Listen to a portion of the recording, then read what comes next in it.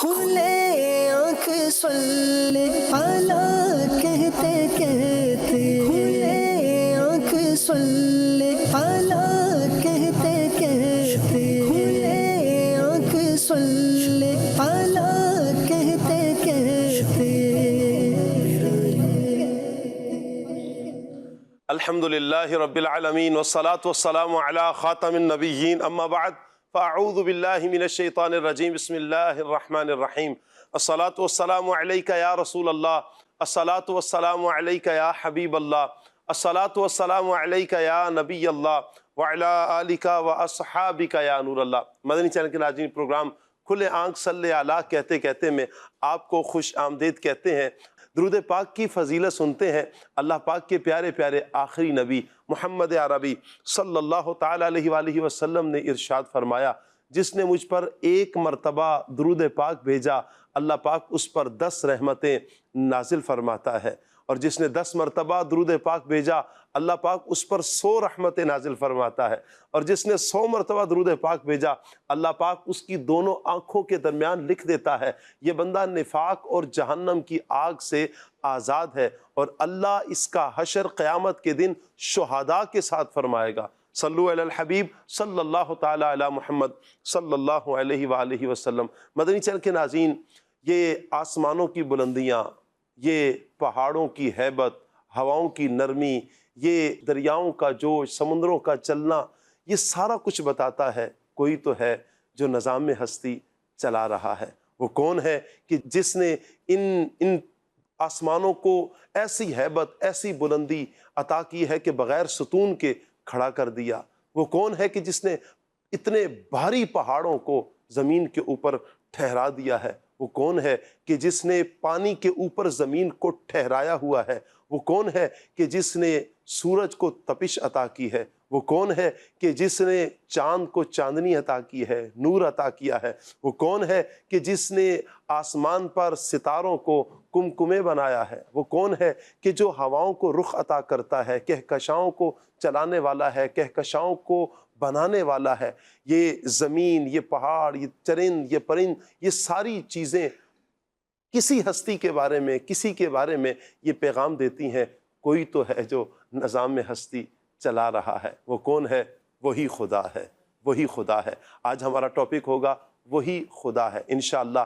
اللہ پاک کی قدرت کے حوالے سے آج ہم اپنے اس پروگرام کھلے آنکھ صلی علی کہتے کہتے میں سنیں گے کیا قرآن پاک کی آیات اللہ کی قدرت کے حوالے سے دلائل پیش کرتی ہیں، نبی مکرم صلی اللہ علیہ وآلہ وسلم کی احادیث کیا کہتی ہیں۔ انشاءاللہ ہم نبی مکرم صلی اللہ علیہ وسلم کی احادیث سے بھی اللہ تبارک و تعالیٰ کی قدرت کے دلائل، عجائبات کے بارے میں انشاءاللہ سنیں گے۔ بہت کچھ سیکھنے کا موقع ملے گا۔ آپ سے گزارش کریں گے مدنی چینل کے ناظرین، آپ ہمارے ساتھ رہیں، پروگرام مکمل دیکھنے کی نیت کیجئے۔ انشاءاللہ علم دین کا ڈھیروں خزانہ ہاتھ آئے گا۔ انشاءاللہ جہاں علم دین کا ڈھیروں خزانہ ہاتھ آئے گا، وہیں پر اپنے رب کی محبت کے انشاءاللہ جام بھی ملیں گے۔ اللہ نے چاہا تو اللہ تعالیٰ کی قدرت کے حوالے سے بہت کچھ آج ہم سیکھیں گے، اور پھر غور کریں گے، اور غور کرنا بھی چاہیے کہ ہم جب قدرت کے شاہکار دیکھتے ہیں، پھر انہیں غور و فکر کرنے کے بعد ہمیں اس بات پر، اس نتیجے پر پہنچنا چاہیے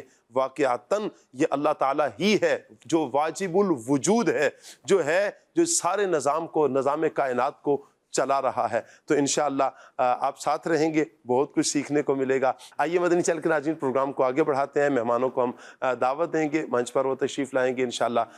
نعت مصطفیٰ بھی ہم سنیں گے، اور قرآن پاک کی تلاوت پہلے کریں گے ترجمہ اور تفسیر کے ساتھ، نعت بھی سنیں گے، اور پھر مبلغین سے انشاءاللہ آج کے ٹاپک کے حوالے سے گفتگو کریں گے۔ ماشاءاللہ خلیل بھائی تشریف لائے ہیں جی، مرحبا کہتے ہیں خلیل بھائی کو۔ آج انشاءاللہ خلیل بھائی کی پیاری پیاری نعتیں بھی سنیں گے، اور حکمت بھرے مدنی پھول بھی سنیں گے انشاءاللہ۔ السلام علیکم ورحمۃ اللہ۔ ماشاءاللہ، کیسے ہیں خلیل بھائی؟ اضحک اللہ حسین کا مرحبا۔ ماشاءاللہ ایاز جامی بھائی، فصیح الدین بھائی مرحبا کہتے ہیں جی، آئیے تشریف لائیں۔ مرحبا مرحبا، اہلا وسہلا، مرحبا۔ السلام علیکم ورحمۃ اللہ ورحمۃ اللہ وبرکاتہ۔ کیسے ہیں؟ ٹھیک ہے آپ؟ مرحبا، ماشاءاللہ خیریت سے؟ الحمدللہ رب العالمین، ماشاءاللہ۔ وعلیکم السلام ورحمۃ اللہ وبرکاتہ، ماشاءاللہ۔ ٹھیک ہے، خیریت سے فصیح الدین بھائی؟ مرحبا۔ قاری صاحب کی آمد، مرحبا۔ شاہ صاحب کیسے ہیں آپ؟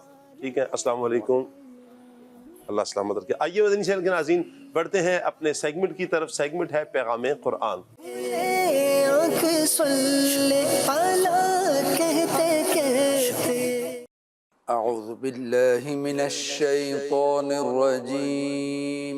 اللہ کی پناہ مانگتا ہوں میں شیطان مردود سے۔ بسم اللہ الرحمن الرحیم۔ اللہ کے نام سے شروع جو نہایت مہربان رحمت والا ہے۔ وقال الذین لا يعلمون لولا يكلمنا اللہ او تأتینا آیہ كذلك قال الذين من قبلهم مثل قولهم تشابهت قلوبهم قد بينا الآيات لقوم يوقنون۔ آسان ترجمہ قرآن کنز العرفان۔ اور جاہلوں نے کہا اللہ ہم سے کیوں نہیں کلام کرتا، یا ہمارے پاس کوئی نشانی کیوں نہیں آ جاتی۔ ان سے پہلے لوگوں نے بھی ایسی ہی بات کہی تھی تو ان کے دل آپس میں ایک جیسے ہو گئے۔ بے شک ہم نے یقین کرنے والوں کے لیے نشانیاں کھول کر بیان کر دیں۔ تفسیر تعلیم القرآن۔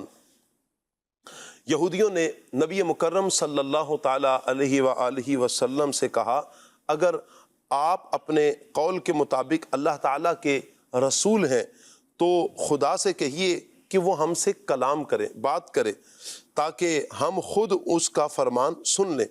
ان کے مطالبے پر اللہ تعالیٰ نے ارشاد فرمایا ان سے پہلے یہودیوں نے بھی حضرت موسیٰ علیہ السلام سے ایسی ہی بات کہی تھی۔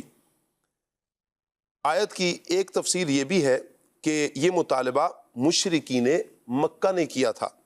اس پر فرمایا گیا کہ ان مشرکوں سے پہلے کفار نے بھی اپنے رسولوں سے ایسی ہی بات کہی تھی۔ یہ ان کفار کا کمال تکبر اور نہایت سرکشی تھی کہ انہوں نے اپنے آپ کو انبیاء کرام علیہم السلام اور فرشتوں کے برابر سمجھا۔ اہم باتیں: نمبر 1، یہود و نصارہ اور مشرکین کے اقوال کا گزشتہ منکرین کے اقوال کے مطابق ہونا ان کے دلوں کی سختی اور کفر کے ایک دوسرے سے مشابہ ہونے کی علامت ہے۔ نمبر 2، کفار سے معاشرت، لباس اور وضاقتہ میں بھی مشابہت منع ہے کہ ظاہر باطن کی علامت ہے اور ظاہر کا باطن پر اثر ہوتا ہے۔ حدیث میں فرمایا جو جس قوم سے مشابہت کرے وہ انہی میں سے ہے۔ إِنَّا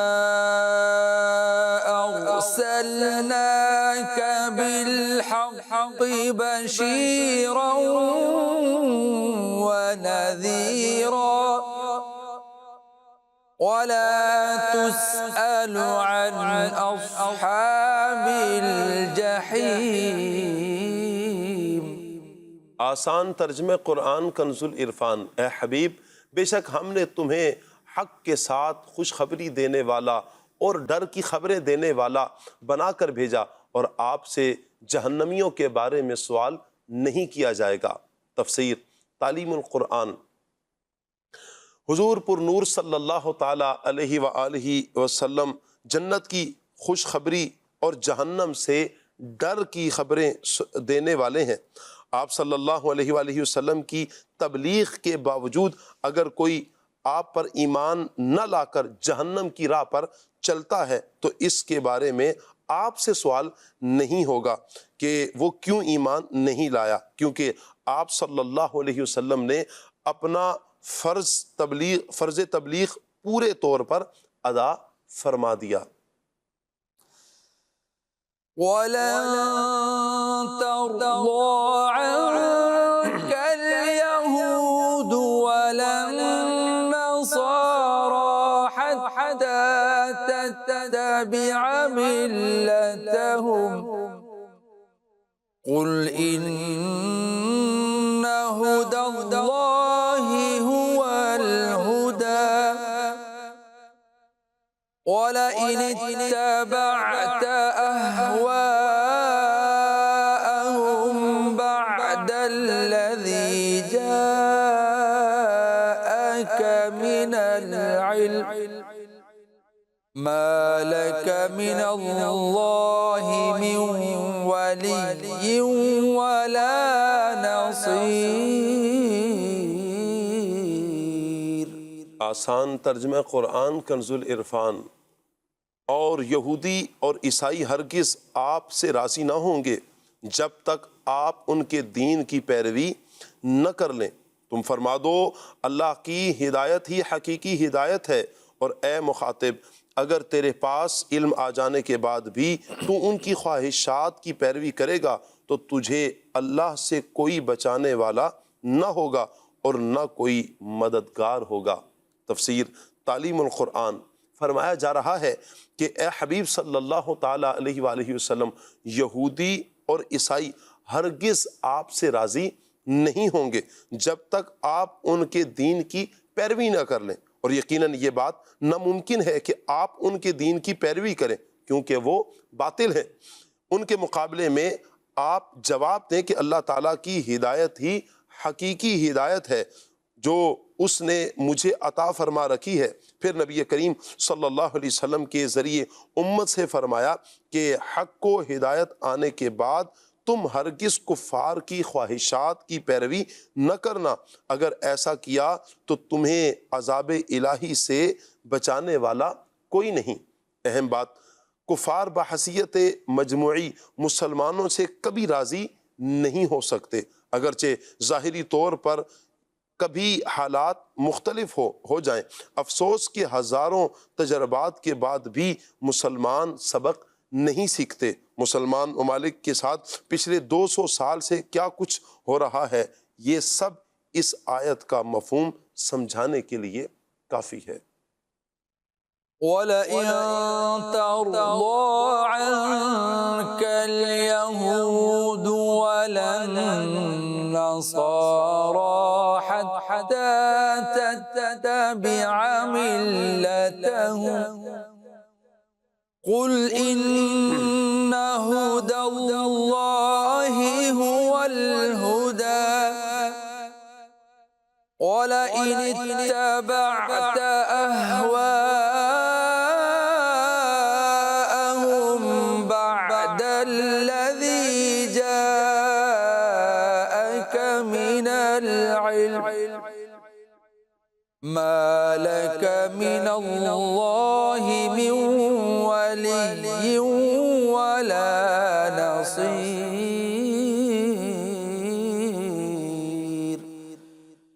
صدق اللہ العظیم۔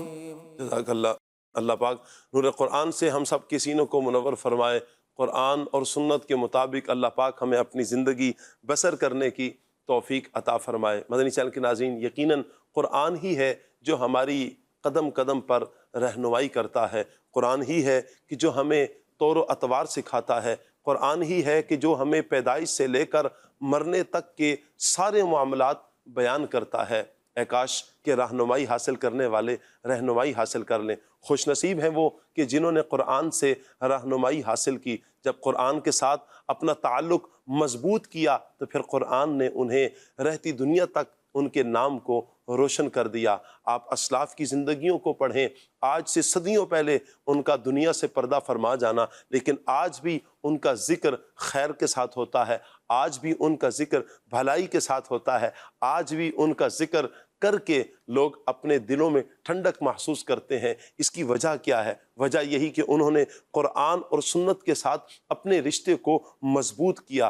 قرآن نے ہی انہیں بتایا کہ اللہ تبارک و تعالیٰ کی ذات کون ہے، نبی مکرم صلی اللہ علیہ وسلم کی احادیث نے ہی بتایا اللہ تعالیٰ کی قدرت کیا ہے، اللہ کی شان کیا ہے، رب کی معرفت قرآن اور حدیث نے بیان کی۔ اور پھر جب ان ہستیوں نے قرآن اور سنت کو تھاما تو پھر آپ دیکھیں ان کے نام بھی روشن ہوں گے۔ اللہ کرے کہ ہم بھی قرآن اور سنت کو تھامنے والے بن جائیں، قرآن اور سنت کے مطابق اپنی زندگی بسر کرنے والے بن جائیں۔ انشاءاللہ دنیا میں بھی ہم سرخرو ہو جائیں گے، کل قیامت کے دن بھی انشاءاللہ ہم سرخرو ہوں گے۔ اللہ ہمیں قرآن کے ساتھ جڑے رہنے کی توفیق عطا فرمائے۔ آئیے مدنی چینل کے ناظرین خلیل بھائی کی طرف بڑھتے ہیں اور نعت مصطفیٰ صلی اللہ علیہ وسلم سنتے ہیں۔ جی خلیل بھائی۔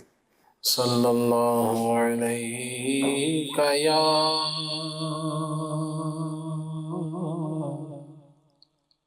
رسول اللہ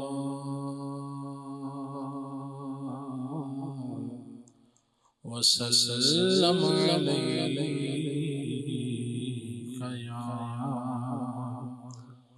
حبیب اللہ۔ دکھوں نے تم کو جو گھیرا ہے تو درود پڑھو،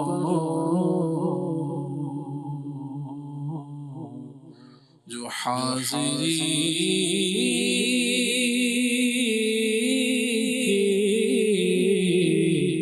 تمنا ہے تو درود پڑھو۔ صلی اللہ علیہ یا رسول اللہ وسلم علیہ یا حبیب اللہ۔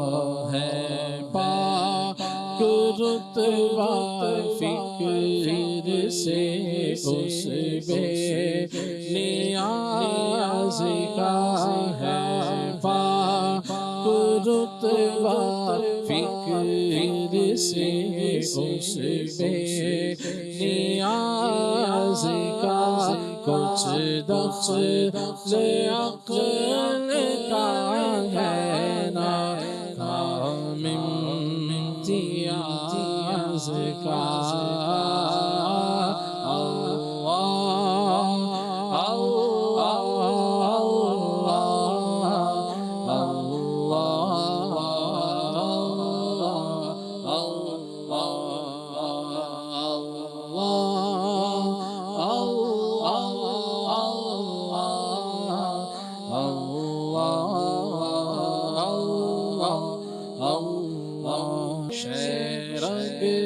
سے کیوں وصال ہے آنکھوں سے کیوں حجاب، شرگ سے کیوں وصال ہے آنکھوں سے کیوں حجاب، کیا کام اس جگہ پھر دے ہر ستاز کا۔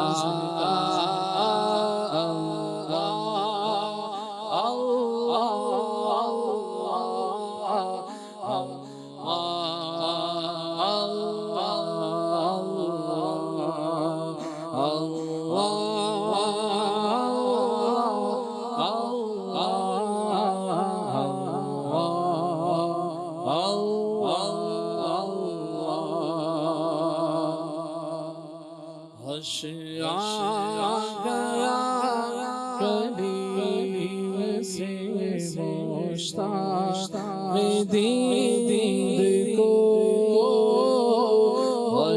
آ گیا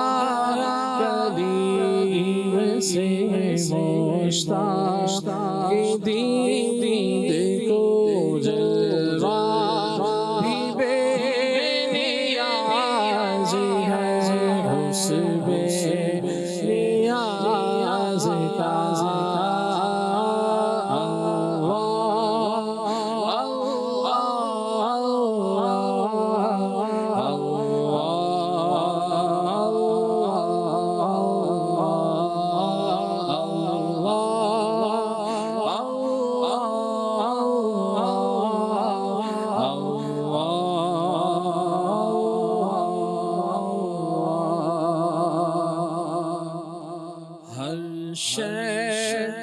سے ہے یا میرے سامنے کی صنعتیں ہر شے سے ہے یا میرے سامنے کی صنعتیں عالم سبائنوں میں ساز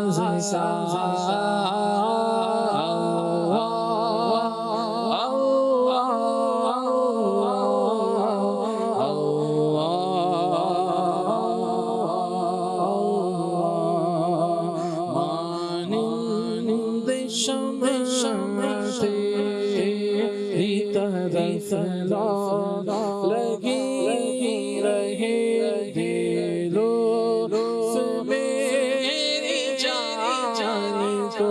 سوزو گداز کا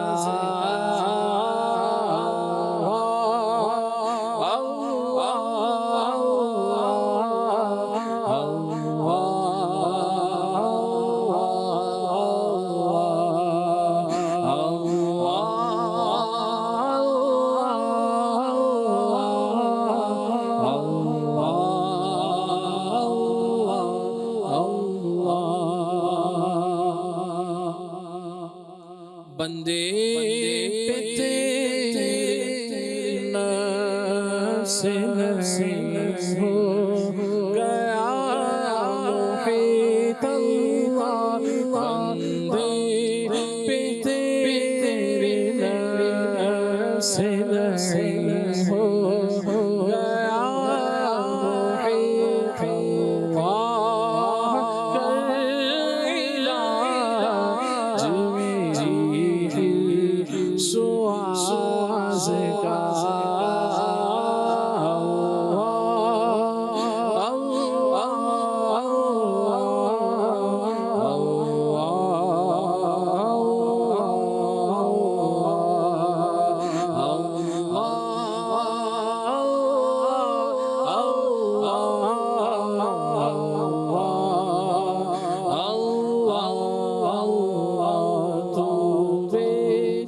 حساب بخش کے ہیں بے شمار جرم دیتا ہوا سپاہ تجھے شاہ حجاز کا کس بے کسی میں دل کو میرے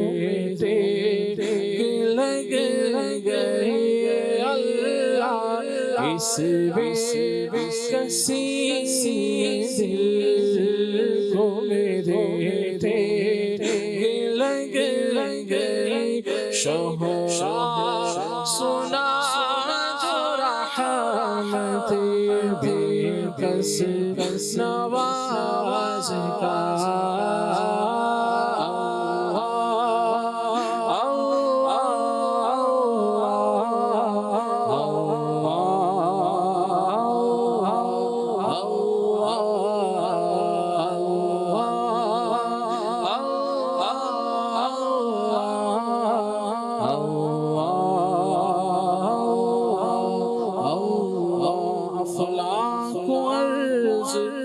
سب تیرے فرمان پذیر ہے حاکم ہے تو جہاں کے نشیب و فراز کا کیوں کر نہ میرے کام بنے غیب سے حسن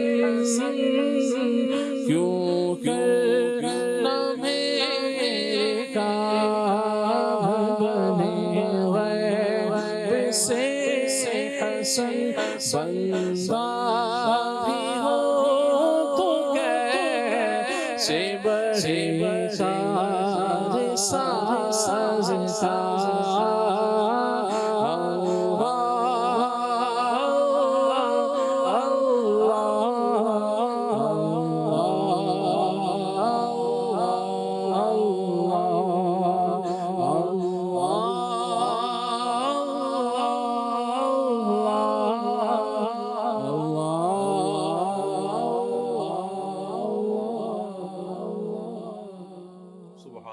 سبحان اللہ سبحان اللہ، کیا بات ہے میرے رب کی، میرے پیارے رب کی، میرے کریم رب کی، وہ رب کہ جو اپنے بندوں سے بے پناہ پیار کرتا ہے۔ یقین کریں مدنی چینل کے ناظرین، جب پڑھتے ہیں اللہ تعالیٰ کی رحمت کو، اللہ تعالیٰ کے پیار کو کہ اللہ اپنے بندوں سے اور نبی مکرم صلی اللہ علیہ وآلہ وسلم کی امت سے کتنا پیار فرماتا ہے، یقین کریں دل کو ایک ڈھارس بنتی ہے، ایک امید بنتی ہے کہ اللہ ہے نا، اللہ کرم کرے گا، اللہ کرم کرے گا۔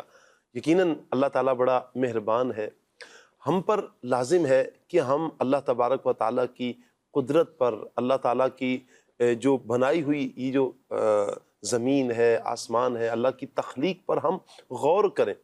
اہل اللہ کا ایک انداز رہا ہے، وہ جب بھی کسی چیز کو دیکھتے تو دیکھنے کے بعد وہ اللہ تعالیٰ کی یادوں میں گم ہوئے ہیں۔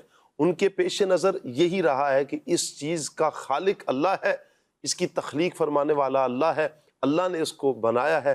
وہ اللہ کی تخلیق میں گم ہوتے ہیں، اللہ کے بنانے میں وہ ایسے اللہ کی یاد میں گم ہو جاتے ہیں کہ دوسری طرف ان کا دھیان کہیں اور خیالات نہیں جاتے۔ اللہ والوں کا انداز تو ایسے ہی رہا ہے۔ ہم بھی تو دیکھتے ہیں، اللہ تعالیٰ نے مجھے اور آپ کو بھی دیکھنے کی نعمت سے مالا مال کیا ہے۔ آنکھ ہمارے پاس بھی ہے، دیکھتے ہم بھی ہیں، کان ہمارے پاس بھی ہیں، سنتے ہم بھی ہیں، زبان ہمارے پاس بھی ہے، بولتے ہم ہیں۔ ہم کیا دیکھتے ہیں، کیا سنتے ہیں، کیا بولتے ہیں؟ قدرت کا نظارہ کرنے والے دو افراد ہیں۔ آسمانوں کی بلندیوں کو دیکھ کر کسی نے کیا کہا، کسی نے کیا کہا، اور کوئی تو یہ کہتا ہے کہ یہ اللہ کی قدرت ہے۔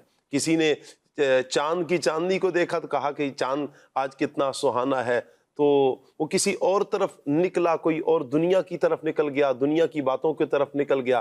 لیکن اہل اللہ کا انداز یہی ہے، وہ یہ دیکھ کر کہ یہ میرے رب کی قدرت ہے، میرے رب کی قدرت کا شاہکار ہے کہ کیسے اللہ تعالیٰ نے اس چاند کو کھڑا رکھا ہے، آسمانوں پر بلند کیا ہے، اسے عروج عطا کیا ہے، اسے چاندنی عطا کی ہے۔ اس کے فوائد اللہ تعالیٰ نے کس طرح لوگوں کو میسر کیے ہیں کہ چاندنی میں لوگ، اندھیری رات میں چاندنی جب ہوتی ہے تو پھر بندے راہ پاتے ہیں اور اپنی منزل کی طرف چلے جاتے ہیں۔ یہی چاند کی چاندنی پھلوں کے لیے کتنی فائدہ مند ثابت ہوتی ہے۔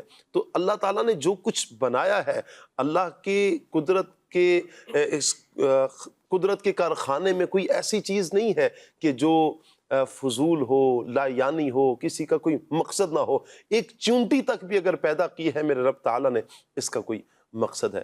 تو ہم پر لازم ہے کہ ہم اللہ تعالیٰ کی بنائی ہوئی تخلیق پر غور و فکر کر کے اپنے ذہن کو اللہ تعالیٰ کی قدرت کی طرف لے کر جائیں۔ میں رکن شورا کی طرف بڑھوں گا اور عرض کروں گا کہ جب ہم غور و فکر کریں، جیسے ابھی میں عرض بھی کر رہا ہوں مدنی چینل کے ناظرین، جب ہم دنیا میں اس کائنات پہ غور و فکر کرتے ہیں تو اس کے فوائد ہمیں حاصل کیا ہوں گے، اس سے ملنے والا جو نتیجہ ہے، ثمرہ ہے، وہ ہمیں ملے گا کیا؟ کیوں ہم غور و فکر کریں؟ بسم اللہ الرحمن الرحیم۔ اللہ پاک کی مخلوق پر غور و فکر کرنے کا حکم دیا گیا ہے۔ واہ سبحان اور اللہ۔ اللہ رب العالمین نے قرآن پاک میں جا بجا غور و فکر کرنے کا حکم ارشاد فرمایا۔ سیروا فی الارض کا بھی حکم آیا کہ سیر کرو، غور و فکر کرو۔ آل عمران کی آیت مقدسہ ہے وَيَتَفَكَّرُونَ فِي خَلْقِ السَّمَاوَاتِ وَالْأَرْضِ، اور آسمانوں اور زمین کی پیدائش میں غور کرتے ہیں۔ جی مخلوق کے اندر غور و فکر کرنے کا اللہ رب العالمین نے بھی حکم ارشاد فرمایا، پیارے آقا علیہ الصلوۃ والسلام نے بھی مخلوق میں غور و فکر کرنے کا ارشاد فرمایا۔ تو سب سے بڑا اور پہلا فائدہ تو یہ ہے کہ اللہ اور رسول کی اطاعت حاصل ہوگی، سبحان اللہ، ان کی اللہ اور رسول کی رضا حاصل ہوگی۔ سبحان اللہ۔ تو اللہ پاک کو راضی کرنے کے لیے، رسول کریم صلی اللہ علیہ وآلہ وسلم کے حکم پر عمل کرنے کے لیے جب ہم غور و فکر کریں گے تو پہلا فائدہ تو یہ حاصل ہوگا۔ جی پھر جب ہم مخلوق میں غور کریں گے اور اس مخلوق کے اندر طرح طرح کے عجائبات ہیں، جی، اور بعض چیزوں کو دیکھ کر دل کے اندر کچھ احساسات پیدا ہو جاتے ہیں۔ جی جیسے ہم پہاڑوں کو دیکھتے ہیں جی، تو ایک ہیبت طاری ہو جاتی ہے۔ بالکل مجھے یاد ہے کہ زمانہ طالب علمی میں ہم نے نوشہرہ کا سفر کیا تھا، صحیح، مانکی شریف میں ہم تقریباً ہمارے 2-3 قافلے تھے، صحیح، تو وہاں پر بہت پہاڑ ہیں۔ تو ایک مرتبہ جو ہے ہم ایک بلند و بالا پہاڑ پر تھے، ہمارا قافلہ بھی اس کے قریب ہی تھا۔ تو صبح کا وقت تھا، یعنی بڑا صاف ستھرا وہ جو ہے وہ ماحول تھا، آسمان بالکل صاف تھا اور سورج کی روشنی بھی تھی۔ تو ہم نے جب بلند جگہ پر کھڑے ہو کر دیکھا تو چاروں طرف تقریباً جو ہے پہاڑ ہی پہاڑ تھے، اور دور دور تک پہاڑ نظر آ رہے تھے۔ تو میرے ساتھ ایک اسلامی بھائی سفر کر رہے تھے، حاجی اسلم ان کا نام ہے، تو وہ یوں ایسے بڑی ڈیپلی نظر ڈال رہے تھے، جی، اور ساتھ ہی مجھے کہنے لگے کہ شاہد بھائی دیکھیں اللہ رب العالمین نے یہ کیسے پہاڑ بنائے ہیں کہ ان پہاڑوں کو دیکھ کر جو ہے اللہ پاک کی جو ہیبت ہے وہ دل کے اندر محسوس ہوتی ہے کہ جب ان پہاڑوں کو دیکھ کر دل کے اندر جو ہے وہ ہمیں یوں آ رہا ہوتا ہے تو اللہ پاک جو ہے وہ کتنا بڑا ہے اور اس کی جو ہے وہ ہیبت کتنی زیادہ ہوگی۔ تو اللہ پاک سے جو ہے پھر جو آدمی کے دل میں خوف اور ڈر پیدا ہوتا ہے، اور خوف خدا ایک ایسی چیز ہے کہ جس کو حاصل ہو جائے تو دنیا و آخرت میں وہ کامیاب و کامران ہو جاتا ہے، گناہوں سے جو ہے بچنے کی صورت بن جاتی ہے۔ وہ خوف ہی تو ہے اللہ رب العالمین کا جو ہمیں جو ہے وہ گناہ کرنے سے روکتا ہے۔ لوگوں کے سامنے تو بعض دفعہ ہم لوگوں کی ملامت سے ڈرنے کے لیے ہم بدنام ہو جائیں گے، ہماری عزت ختم ہو جائے گی، یوں بھی گناہوں سے بچ رہے ہوتے ہیں۔ چلیں یہ بھی اچھی بات ہے کہ آدمی جو ہے وہ گناہ سے کسی طرح تو بچ رہا ہے، لیکن اصل خشیت تو یہی ہے کہ تنہائی ہو، جلوت ہو، خلوت ہو، ہم اللہ رب العالمین سے ڈر کر گناہوں سے بچیں، اس کی جو ہے وہ نافرمانی سے بچیں۔ تو جب ہم مخلوق میں غور و فکر کریں گے تو خشیت الہی، خوف خدا ہمارے دل میں پیدا ہوگا۔ اچھا، ایک اور فائدہ یہ بھی ہوگا کہ جب ہم کائنات کے اندر غور و فکر کریں گے تو ہمیں ایک جذبہ بھی ملے گا کہ جب رب تعالیٰ نے اتنی بڑی کائنات بنائی اور وہ ہمارے لیے بنائی ہے، تو ہمیں جو ہے وہ یہاں پر دنیا کے اندر رہ کر ہمیں بھی تو کچھ کرنا ہے نا، جیسے دین کی خدمت ہے، دین اسلام کے لیے کوشش ہے، تو یوں ایک زندگی گزارنے کا ایک جذبہ ملے گا۔ یعنی جس کے پاس کام ہوتا ہے نا، جس کے ذہن میں ہوتا ہے کہ مجھے یہ کرنا ہے، اہداف ہوتے ہیں، تو اس کو زندگی جینے کا مزہ بھی آتا ہے، زندگی گزارنے کا مزہ بھی آتا ہے۔ اور جس کے پاس کام نہیں ہوتے، بیکار ہوتا ہے، تو اس کا دل ہی نہیں لگ رہا ہوتا، وہ بور ہو رہا ہوتا ہے کہ اب بوریت ہو گئی ہے، بالکل کسی کام پر دل نہیں کر رہا۔ تو بھی کوئی کام ہوگا، کوئی ہدف ہوگا تو پھر جو ہے وہ دل بھی لگے گا نا۔ تو کائنات کو دیکھنے کا ایک فائدہ یہ بھی ہوگا۔ اچھا، پھر شکر الہی پیدا ہوگا، کیا بات کہ اللہ رب العالمین نے ہمارے لیے ایسی ایسی چیزیں بنائی ہیں، اور زبان پر الحمدللہ رب العالمین جاری ہو جائے گا۔ اور شکر الہی کرنے والا بندے کی زبان اگر شکر کرنے والی ہے، دل و دماغ جو ہے وہ شکر کرنے والے ہیں، تو پھر تو وہ کامیاب ہے۔ اللہ رب العالمین اس کی نعمتوں میں اضافہ فرمائے گا۔ تو یعنی اگر ہم یوں بیان کرتے چلے جائیں تو غور و فکر کرنے کے کائنات مخلوق کے اندر غور و فکر کرنے کے چیزوں جو اللہ رب العالمین نے جو چیزیں بنائی ہیں ان پر غور و فکر کرنے کے بندے کو فائدے ہی فائدے ملتے ہیں۔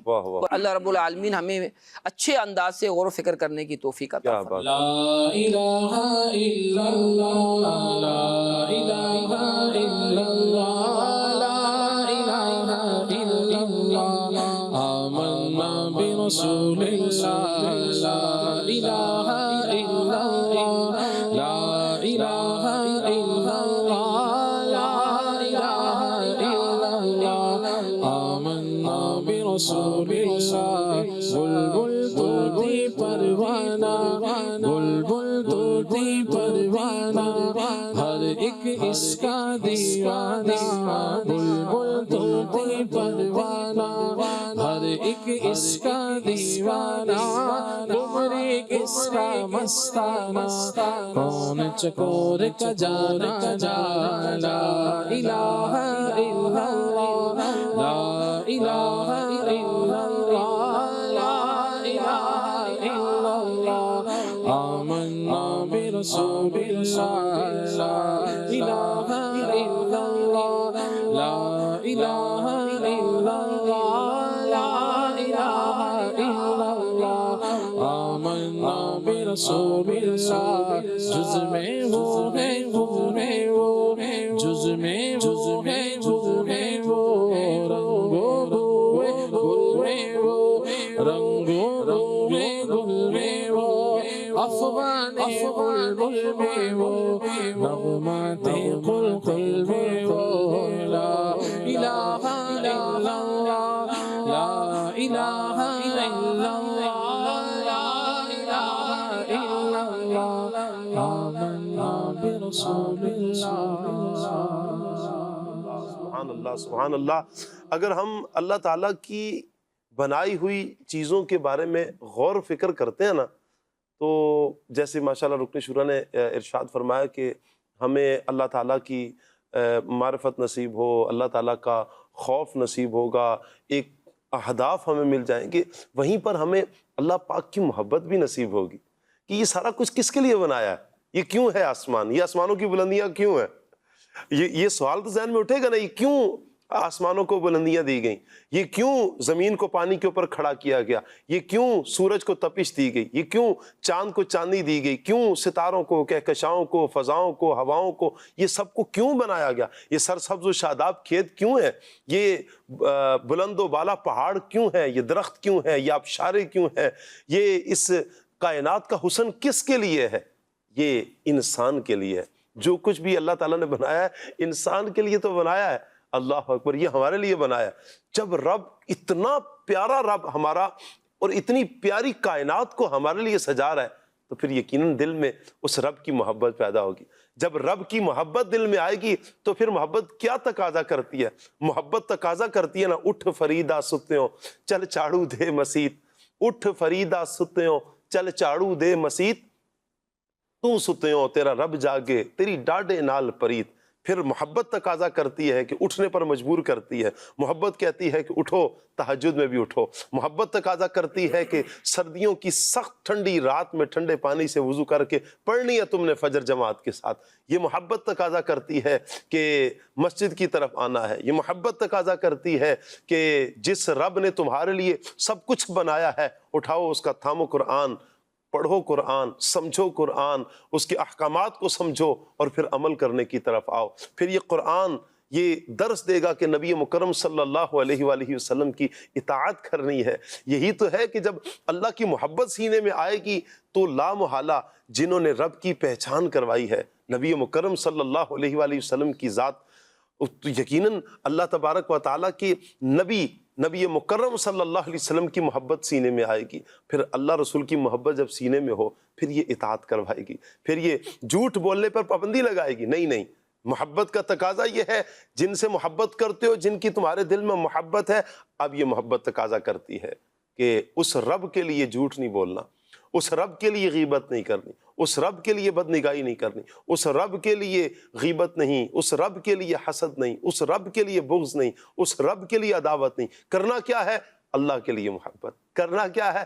اللہ کے لیے دشمنی. کرنا کیا ہے؟ اللہ کے لیے دینا ہے. کرنا کیا ہے؟ اللہ کی رضا کے لیے ہی ہاتھ روکنا ہے. کسی کو دینا بھی اللہ کے لیے، کسی کو نہیں دینا تب بھی اللہ تعالیٰ کے لیے. یعنی ہر معاملہ اللہ تبارک و تعالیٰ کی رضا کے لیے، جو عمل کرنا ہے اللہ کے لیے۔ جب اللہ کے لیے سارے اعمال ہوں گے پھر ایسوں کے لیے خوشخبریاں ہیں، جنت کی خوشخبریاں ہیں، اللہ کی رضا کی خوشخبریاں۔ اور پھر اللہ تعالیٰ کے لیے جب بندہ سب کچھ کرتا ہے، حضور کی اطاعت کرتا ہے، پھر اللہ تعالیٰ اسے اس مقام پر فائز کرتا ہے۔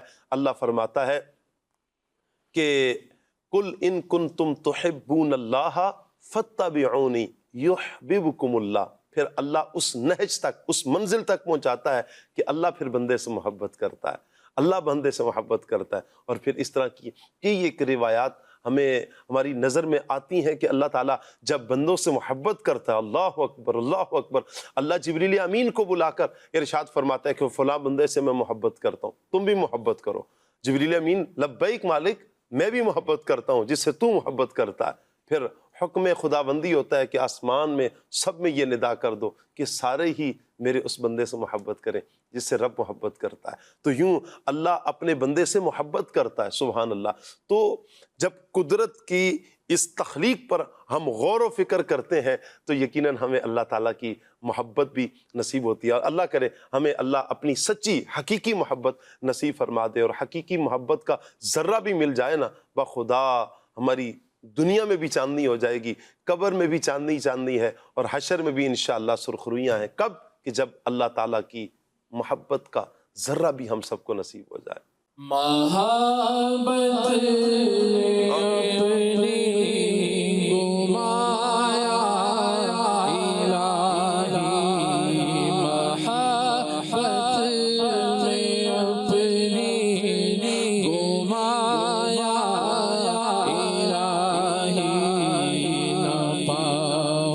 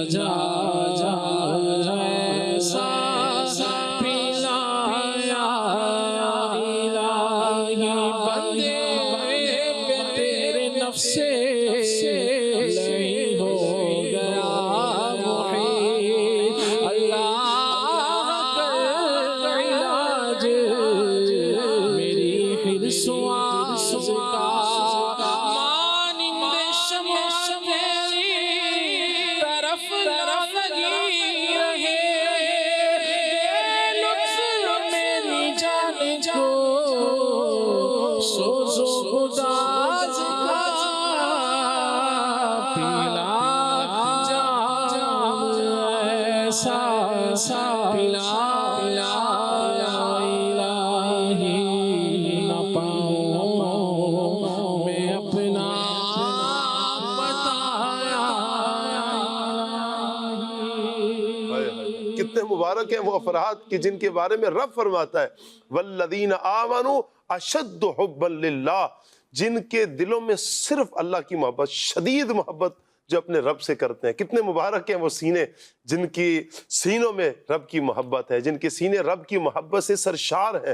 اللہ اکبر، وہ کتنی مبارک زبانیں ہیں کہ جو رب اور رب کے رسول کے ذکر سے تر رہتی ہیں، جو کہتے ہیں وہی خدا ہے جس نے زمین و آسمان بنائے، وہ کہتے ہیں جو کچھ ہمیں نظر آتا ہے اس کی تخلیق کرنے والا خالق کائنات ہے، اور پھر اپنے دلوں میں اپنے رب کی محبت کو پیدا کرتے ہیں۔ ایاز بھائی، یقیناً اللہ تعالیٰ کی محبت نصیب ہوتی ہے جیسے قدرت کے جو شاہکار ہیں، جب ہم ان پر غور و فکر کرتے ہیں۔ میں چاہوں گا قرآن کی آیات 20 آیات ہیں اس پر کہ جا بجا اللہ پاک نے اپنی قدرت کے دلائل خود بیان فرمائے۔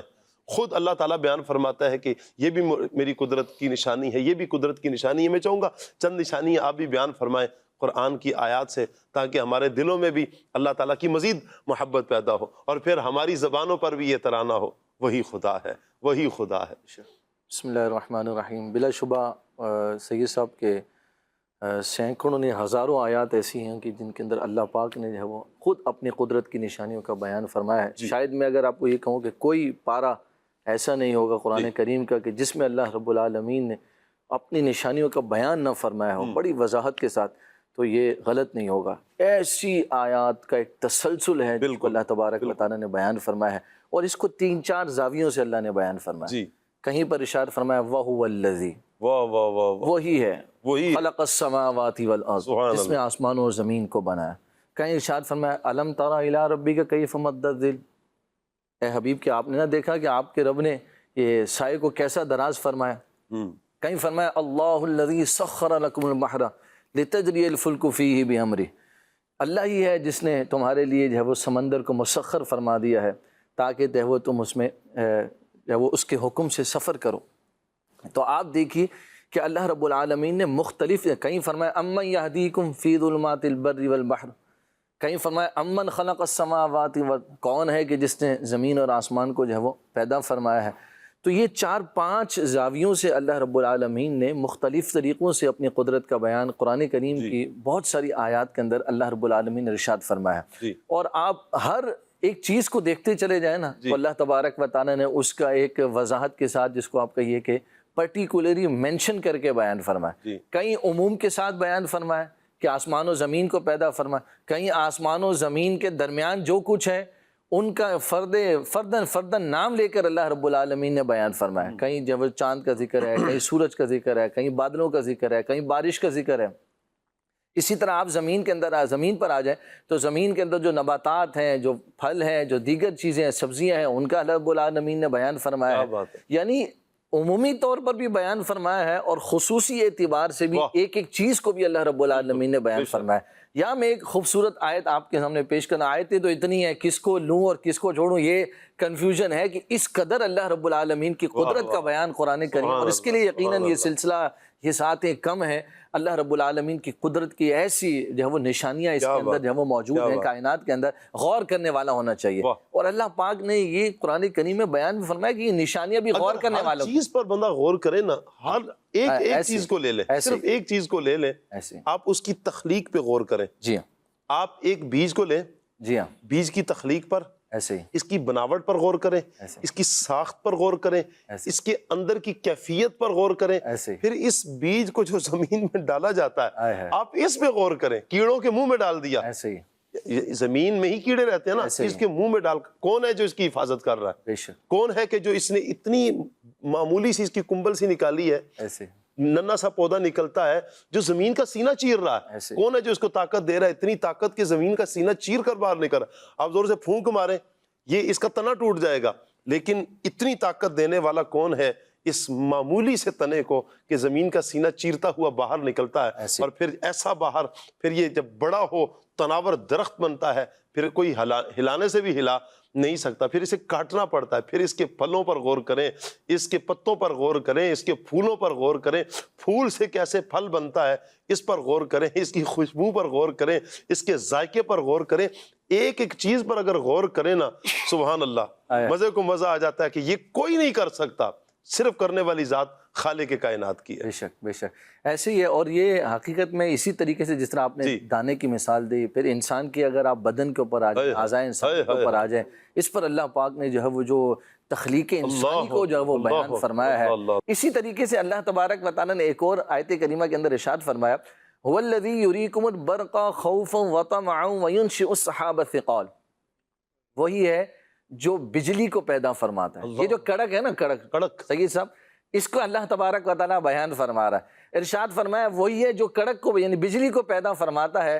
ارشاد فرمایا کوئی اس سے خوف حاصل کرتا ہے اور کوئی اس سے امید لگائے ہوئے ہے۔ اللہ، آپ دیکھیے چیز ایک ہے، اس 2 ڈائمنشن کو اللہ تعالیٰ نے بیان فرمایا۔ آپ دیکھیے، ہاں جی ہاں، کہ جب کڑک آتی ہے کوئی ڈرتے ہیں، یار وہ یہ تو کوئی زلزلہ یا سیلاب یا اس طرح کی نوعیت آنے والی ہے، اور کوئی اس امید پہ ہے بارش آنے والی ہے، اللہ تعالیٰ کی رحمت آنے والی ہے۔ تو ارشاد فرمایا کہ یہ اللہ تبارک و تعالیٰ ہی ہے جو بھیج رہا ہے، بجلی کو پیدا فرما رہا ہے، لیکن کوئی اس سے خوف کی کیفیت میں ہے، کوئی اس سے امید لگائے ہوئے ہے۔ وَيُنشِئُ السَّحَابَ الثِّقَالَ، اور وہ بھاری بادل پیدا فرماتا ہے۔ ارشاد فرمایا، یہاں مفسرین نے اس آیت کریمہ کے ضمن میں بڑا خوبصورت میسج دیا کہ جو خوف اور طمع کو جو بیان کیا ہے نا بادل کے ذریعے، اس میں ایک میسج اور پیغام دیا ہے کہ بندے کو بھی چاہیے کہ اللہ کی رحمت سے جو ہے وہ امید بھی لگائے رکھے اور اس کے خوف سے بھی ڈرتا رہے۔ انسان اپنی زندگی جو ہے وہ اس حال کے اندر گزارے کہ اللہ تبارک و تعالیٰ کا خوف بھی دل میں باقی رکھے اور اس سے امید بھی لگائے رکھے کہ اللہ کریم جو ہے وہ گناہوں کو بخشنے والا ہے۔ اس حال میں بین جو ہے وہ کیفیت کے اندر اپنی زندگی کو گزارے۔ ایک یہ میسج اس آیت کریمہ سے اللہ تبارک و تعالیٰ نے یہ بھی دیا ہے۔ اسی طریقے سے آپ ایک اور آیت کریمہ آپ دیکھیں سید صاحب، تو یوں تو اللہ تبارک و تعالیٰ، آپ نے دانے کی بات کی، زمین کی جو ہے وہ کیا نام ہے، پھولوں کی آپ نے بات کی، پودوں کی بات کی، پھلوں کی بات کی، اللہ تبارک و تعالیٰ نے یہاں تک کیفیت کو بیان فرمایا ہے۔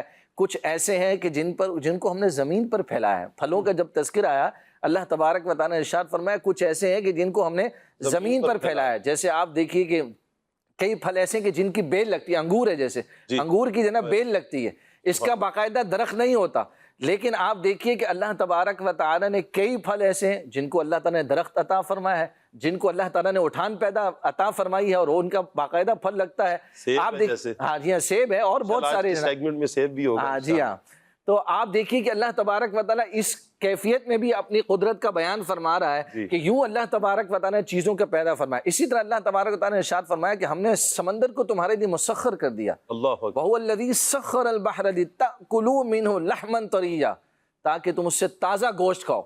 یہاں مفسرین نے بیان فرمایا تازہ گوشت سے کیا مراد ہے؟ ارشاد فرمایا کہ اللہ تبارک و تعالیٰ نے تمہارے لیے مچھلی کو جو ہے وہ کیا نام ہے حلال فرمایا۔ یہاں سے جو ہے وہ تازہ گوشت سے مراد مچھلی ہے۔ ہم تازہ مچھلی جو ہے وہ پانی سے نکالتے ہیں اور جو ہے وہ کھاتے ہیں۔ اللہ تبارک و تازہ تعالیٰ، مچھلی آپ نے کھائی ہے؟ جی الحمدللہ الحمدللہ، مجھے سعادت ملی ہے تازہ مچھلی کھانے کی۔ یہ بھی مدنی قافلے کی برکت ہے۔ قافلے میں ایک مرتبہ ایسے جانا ہوا تھا، تو وہ تھے بھی ہم منوڑا میں ہی، تو وہ ان احباب نے بڑی شفقت فرمائی اور بالکل کہا کہ ابھی ہم پکڑ کر لے کر آئے ہیں اور آپ کے لیے۔ تو اللہ تعالیٰ نے برکتیں عطا فرمائے، واقعتاً اس کی لذت بھی اپنی ہے۔ بے شک آپ دیکھیے کہ اللہ تبارک و تعالیٰ نے اس کا بیان ہوا، پھر میں وَتَسْتَخْرِجُونَ مِنْهُ حِلْيَةً تَلْبَسُونَهَا، اسی سمندر سے تم جو ہے وہ زیورات نکالتے ہو جن کو تم پہنتے ہو۔ آپ دیکھیے کہ مرجان اور موتی وغیرہ یہ سمندر سے اللہ تبارک و تعالیٰ عطا فرماتا ہے۔ اور پھر آپ دیکھیے کہ انسان، اللہ تبارک و تعالیٰ نے سب چیزوں کی اصل قرآن کریم میں بیان فرمایا، وَجَعَلْنَا مِنَ الْمَاءِ كُلَّ شَيْءٍ حَيٍّ، ہم نے ہر جاندار چیز کو پانی سے پیدا فرمایا۔ پھر آپ دیکھیے کہ اللہ تبارک و تعالیٰ نے اس مخلوق میں سب سے زیادہ جو ہے وہ پانی کی حاجت ہے، تو اللہ تبارک و تعالیٰ نے پانی کو جو ہے وہ سب سے زیادہ پیدا فرمایا۔ آپ دیکھیے کہ پانی کی کس قدر کثرت جو ہے وہ اس زمین کے اندر پائی جاتی ہے۔ اور یہاں پر بھی ایک خوبصورت بات کہ اگر ہم پانی کے اندر غور و فکر کریں تو اللہ تبارک و تعالیٰ نے، آپ دیکھیے کہ کتنا خوبصورت نظام ہمارے سید صاحب، دنیا کے اندر کڑوا پانی زیادہ ہے اور میٹھا پانی کم ہے۔ بالکل، اس کی ریزن اور وجہ یہ ہے کہ میٹھا پانی جو ہے وہ جلدی خراب ہو جاتا ہے۔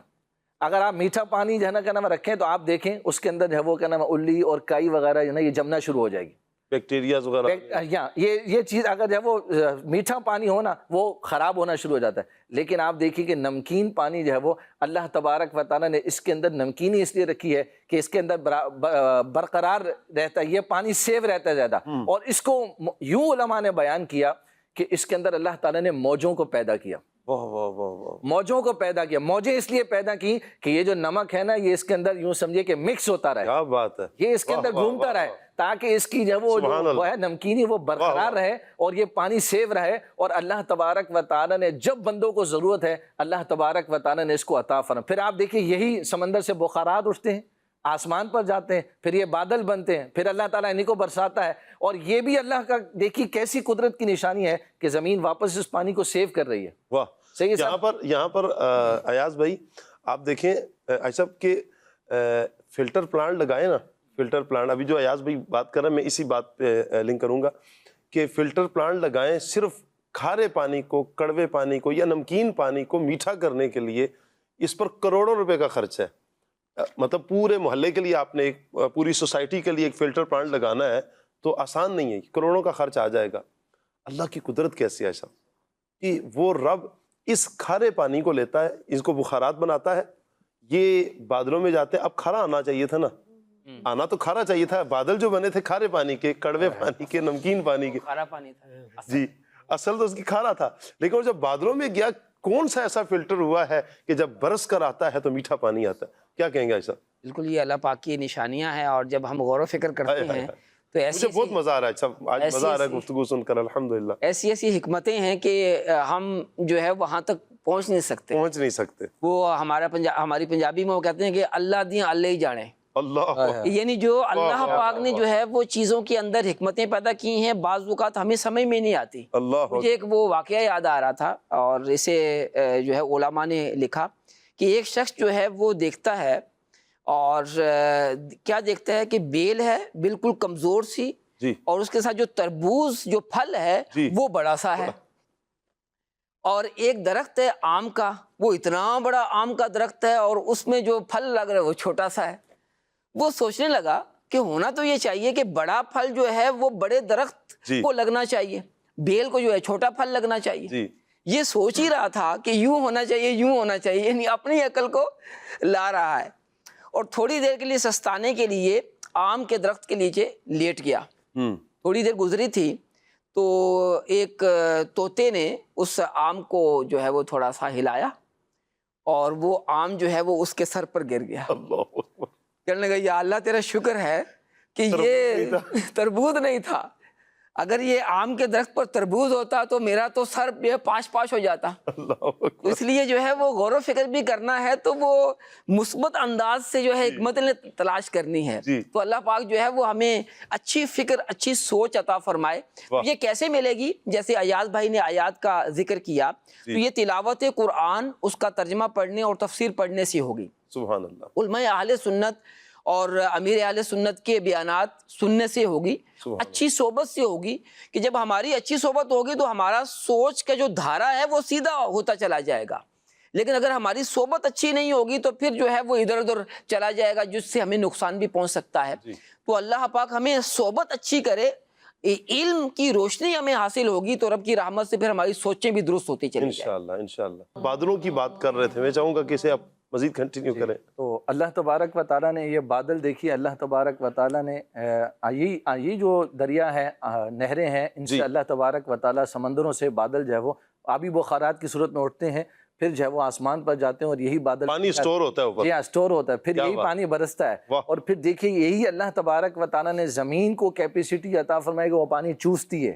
آپ دیکھیں نا، تھوڑی دیر کے لیے اگر بارش کی کثرت ہو جائے، روڈوں میں پانی ہو جائے تو جینا دشوار نہ ہو جائے، محال نہ ہو جائے جینا، لیکن اللہ تعالیٰ نے اسی زمین کو یہ طاقت دی کہ واپس پانی کو چوس رہی ہے، سیو کر رہی ہے۔ پھر فرمایا کہ زمین کے اندر اللہ تعالیٰ نے ہمیں یہ صلاحیت دی ہے کہ ہم پہنچ کر اس پانی کو حاصل کر رہے ہیں، مثلاً بورنگ کے ذریعے، موٹر کے ذریعے ہم اس پانی تک پہنچ رہے ہیں۔ یہ بھی اللہ کی قدرت کی نشانی ہے کہ ہماری رسائی تک اس پانی کو رکھا ہے۔ اگر خدا اس کو ہماری رسائی سے دور کر دے تو ہم پانی سے ہی محروم ہو جائیں۔ یہ بھی اللہ تبارک و تعالیٰ کا فضل اور اللہ تبارک و تعالیٰ کا کرم ہے۔ اور یہاں پر ایک اور خوبصورت آیت جو ہے وہ اللہ تبارک و تعالیٰ نے ارشاد فرمایا وَهُوَ الَّذِي مَدَّ الْأَرْضَ وَجَعَلَ فِيهَا رَوَاسِيَ وَأَنْهَارًا وَمِن كُلِّ الثَّمَرَاتِ جَعَلَ فِيهَا زَوْجَيْنِ اثْنَيْنِ۔ اللہ تبارک و تعالیٰ نے ارشاد فرمایا وہی ہے، اور وہی ہے جس نے زمین کو پھیلایا اور اس میں پہاڑ اور نہریں بنائیں، اور زمین میں ہر قسم کے پھل دو طرح کے بنائے۔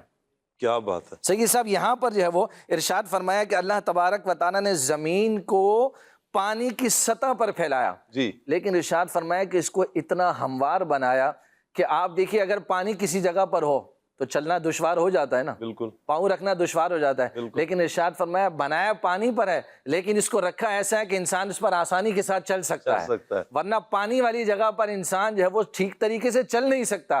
لیکن اللہ تبارک و تعالیٰ نے اس زمین کو پانی کی سطح پر ایسا پھیلایا، ایسا ہموار بنایا اپنی قدرت سے کہ آپ دیکھیے کہ انسان بآسانی اس کے اوپر جو ہے وہ چل لیتا ہے۔ اور پھر ارشاد فرمایا کہ اس پر اللہ تبارک و تعالیٰ نے رواسیہ وانہارا، اللہ تبارک و تعالیٰ نے پہاڑ اور نہریں جو ہے وہ یہ اس پر اللہ تبارک و تعالیٰ نے سمجھیے کہ اس زمین کو جو ہے وہ مضبوط کرنے کے لیے اس پر اللہ تبارک و تعالیٰ نے بنائی ہے۔ اچھا، اسی طریقے سے آپ دیکھیے کہ اللہ تبارک و تعالیٰ نے ارشاد فرمایا ہم نے ہر پھل دو قسم کے پیدا فرمائے۔ کیا بات ہے، یہاں پر مفسرین نے بڑی خوبصورت بات ارشاد فرمایا دو پھل سے مراد یہ ہے، یعنی سیاہ اور سفید پیدا فرمائے ہیں، یا پھر مراد یہ ہے کہ گرمی اور سردی کے پھل پیدا فرمائے ہیں، یا کھٹے اور میٹھے پھل جو وہ پیدا فرمائے ہیں، یا پھر ارشاد فرمایا چھوٹے اور بڑے پھل پیدا فرمائے ہیں۔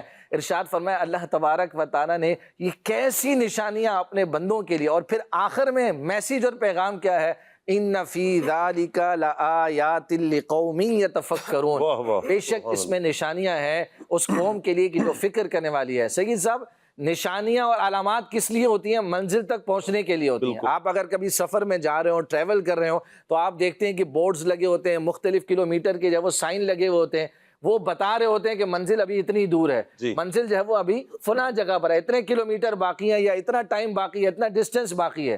تو اللہ تبارک و تعالیٰ نے جو قدرت کے اندر، کائنات کے اندر جو نشانیاں اللہ تبارک و تعالیٰ نے عطا فرمائی ہیں، تو ارشاد فرمایا یہ علامات ہیں، یہ کیا ہیں؟ یہ سائنز ہے اللہ تبارک و تعالیٰ کو پہچاننے کے لیے، اللہ تعالیٰ کی معرفت کو، اللہ تعالیٰ کو جاننے کے لیے، اللہ تعالیٰ کی معرفت حاصل کرنے کے لیے، اللہ تبارک و تعالیٰ کی قدرت میں غور و فکر کر کے بندہ جو ہے وہ اللہ کی معرفت حاصل کرتا ہے۔ اور یاد رکھیے، جب بندہ اللہ کی معرفت حاصل کرتا ہے تو پھر وہ اللہ تعالیٰ سے محبت کرنے والا بنتا ہے، پھر وہ اللہ پر ایمان لاتا ہے۔ اور سید صاحب، یہ تو ابھی ہم نے جو اللہ تبارک و تعالیٰ نے مخلوقات میں ہمارے لیے جو آسمان اور زمین ان کا بیان کیا ہے، اگر ہم اپنی ذات میں ہی غور کر لیں تو اللہ تبارک و تعالیٰ نے وَفِي أَنفُسِكُمْ أَفَلَا تُبْصِرُونَ، تمہاری اپنی جانوں میں نشانیاں ہیں، کیا تم غور نہیں کرتے، دیکھتے نہیں ہو کہ اللہ تعالیٰ نے تمہارے اندر کیسی نشانیاں؟ سید صاحب، اس آنکھ کے پیچھے نا پورا ایک کیبل کا جال بچھا ہوا ہے، اللہ اکبر، اللہ، بالکل باریک باریک جو ہے وہ کیبلز کے جال بچھے ہوئے ہیں۔ اور مزے کی بات ہے کہ ایک کیبل دوسری کیبل سے ٹکرا نہیں رہی ہے، سپارک نہیں ہو رہی ہے۔ پھر بھی آپ دیکھیے کہ انسان اس اتنی سی آنکھ سے، اس پتلے سے اللہ تبارک و تعالیٰ کی کیسی کیسی نشانیوں کے نظارے کر رہا ہے، پھر کیوں فَبِأَيِّ آلَاءِ رَبِّكُمَا تُكَذِّبَانِ، اپنے رب تبارک و تعالیٰ کا جو وہ نافرمان ہو، شکر ادا کیوں نہ کرے۔ اور قرآن کریم فرقان حمید میں ارشاد فرمایا وَهُوَ الَّذِي مَرَجَ الْبَحْرَيْنِ هَذَا عَذْبٌ فُرَاتٌ وَهَذَا مِلْحٌ أُجَاجٌ، ارشاد فرمایا وہی ہے جس نے دو دریاؤں کو ملایا ہے، کیا بات ہے، دو دریاؤں کو ملایا ہے، هَذَا عَذْبٌ فُرَاتٌ وَهَذَا مِلْحٌ أُجَاجٌ، فرمایا ایک میٹھا ہے، ایک جو وہ نمکین ہے، لیکن مجال ہے جو نمکین ہے وہ میٹھے کے اندر آ جائے، میٹھا نمکین کے اندر چلا جائے۔ اللہ تبارک و تعالیٰ کی ایسی قدرت کا بیان جو ہے وہ یہ ہمارے لیے موجود ہے، بس غور و فکر کرنے والا ہونا چاہیے۔ جیسے رکن شورا نے فرمایا کہ ہم پڑھنے والے بنیں، ہم قرآن پڑھیں، اچھی صحبت اختیار کریں۔ قرآن کو بھی ہم نے صحیح معنی میں پڑھا ہی نہیں، ورنہ اگر ہم قرآن کی آیات کا بغور مطالعہ کرنا شروع کریں تو پھر جو ہے وہ ہمیں پتہ چلتا ہے کہ اللہ رب العالمین نے یہ ساری چیزیں جو ہے وہ ہمارے لیے پیدا فرمائی، اور فرمایا اعبدوا ربکم الذی خلقکم، واہ واہ واہ، اس رب کی عبادت کرو جس نے تمہیں پیدا کیا، والذین من قبلکم، اور تم سے پہلوں کو پیدا کیا۔ یہ سب کچھ ہمارے لیے بنا کر فرمایا هو الذی خلق لکم ما فی الارض جميعا، یہ سارا کا سارا بندے تیرے لیے بنایا اور تجھے جو ہے وہ اپنی عبادت اور بندگی کے لیے پیدا جو فرمایا۔ کچھ بھی ہے یہ اللہ پاک نے انسان کے لیے بنایا۔ یہاں میں بادل کی ایک بات کر کے پھر میں انشاءاللہ فصیح الدین بھائی کی طرف آتا ہوں۔ دیکھیں اللہ تعالیٰ نے نا، جیسے ابھی کچھ دیر قبل بات کر رہے تھے، ماشاءاللہ یہ بڑے پیارے انداز میں ماشاءاللہ ایاز بھائی نے، ایاز جامی بھائی نے لیا، قرآن پاک کی آیات کو بیان کیا ایک ایک چیز پر۔ ابھی تو بہت سی اور بھی آیات ہیں یا بہت سی اور چیزیں ہیں جن پر سیر حاصل گفتگو کی جا سکتی ہے، لیکن آپ دیکھیں صرف ایک بادل کو دیکھیں، اللہ تعالیٰ نے کیسا کمال فرمایا۔ مجھے یاد پڑتا ہے غالباً امام غزالی رحمۃ اللہ تعالیٰ نے اس کو ذکر کیا ہے کہ اللہ تعالیٰ نے اس زمین کو یہ جو جذب کرنے کی صلاحیت دی ہے، یہ اللہ کا بہت بڑا ہم پر احسان ہے، یقین کریں بہت بڑا احسان ہے۔ آپ دیکھیں کہ جب سے کائنات بنی ہے تب سے لے کر اب تک اور کل قیامت تک جتنے بھی جانور وغیرہ جانور دنیا سے جاتے ہیں، مرتے ہیں، یا انسان ہی دنیا سے گئے، اگر یہ زمین ان کو اپنے اندر جذب نہ کرتی تو تعفن نہ پھیل جاتا، بیماریاں کتنی پھیلتی، یعنی آئے روز پھر اس بیماری کی وجہ سے، اس جانور کی وجہ سے کتنے انسان مر رہے ہوتے، تعفن پھیلتا، بیماریاں پھیلتی۔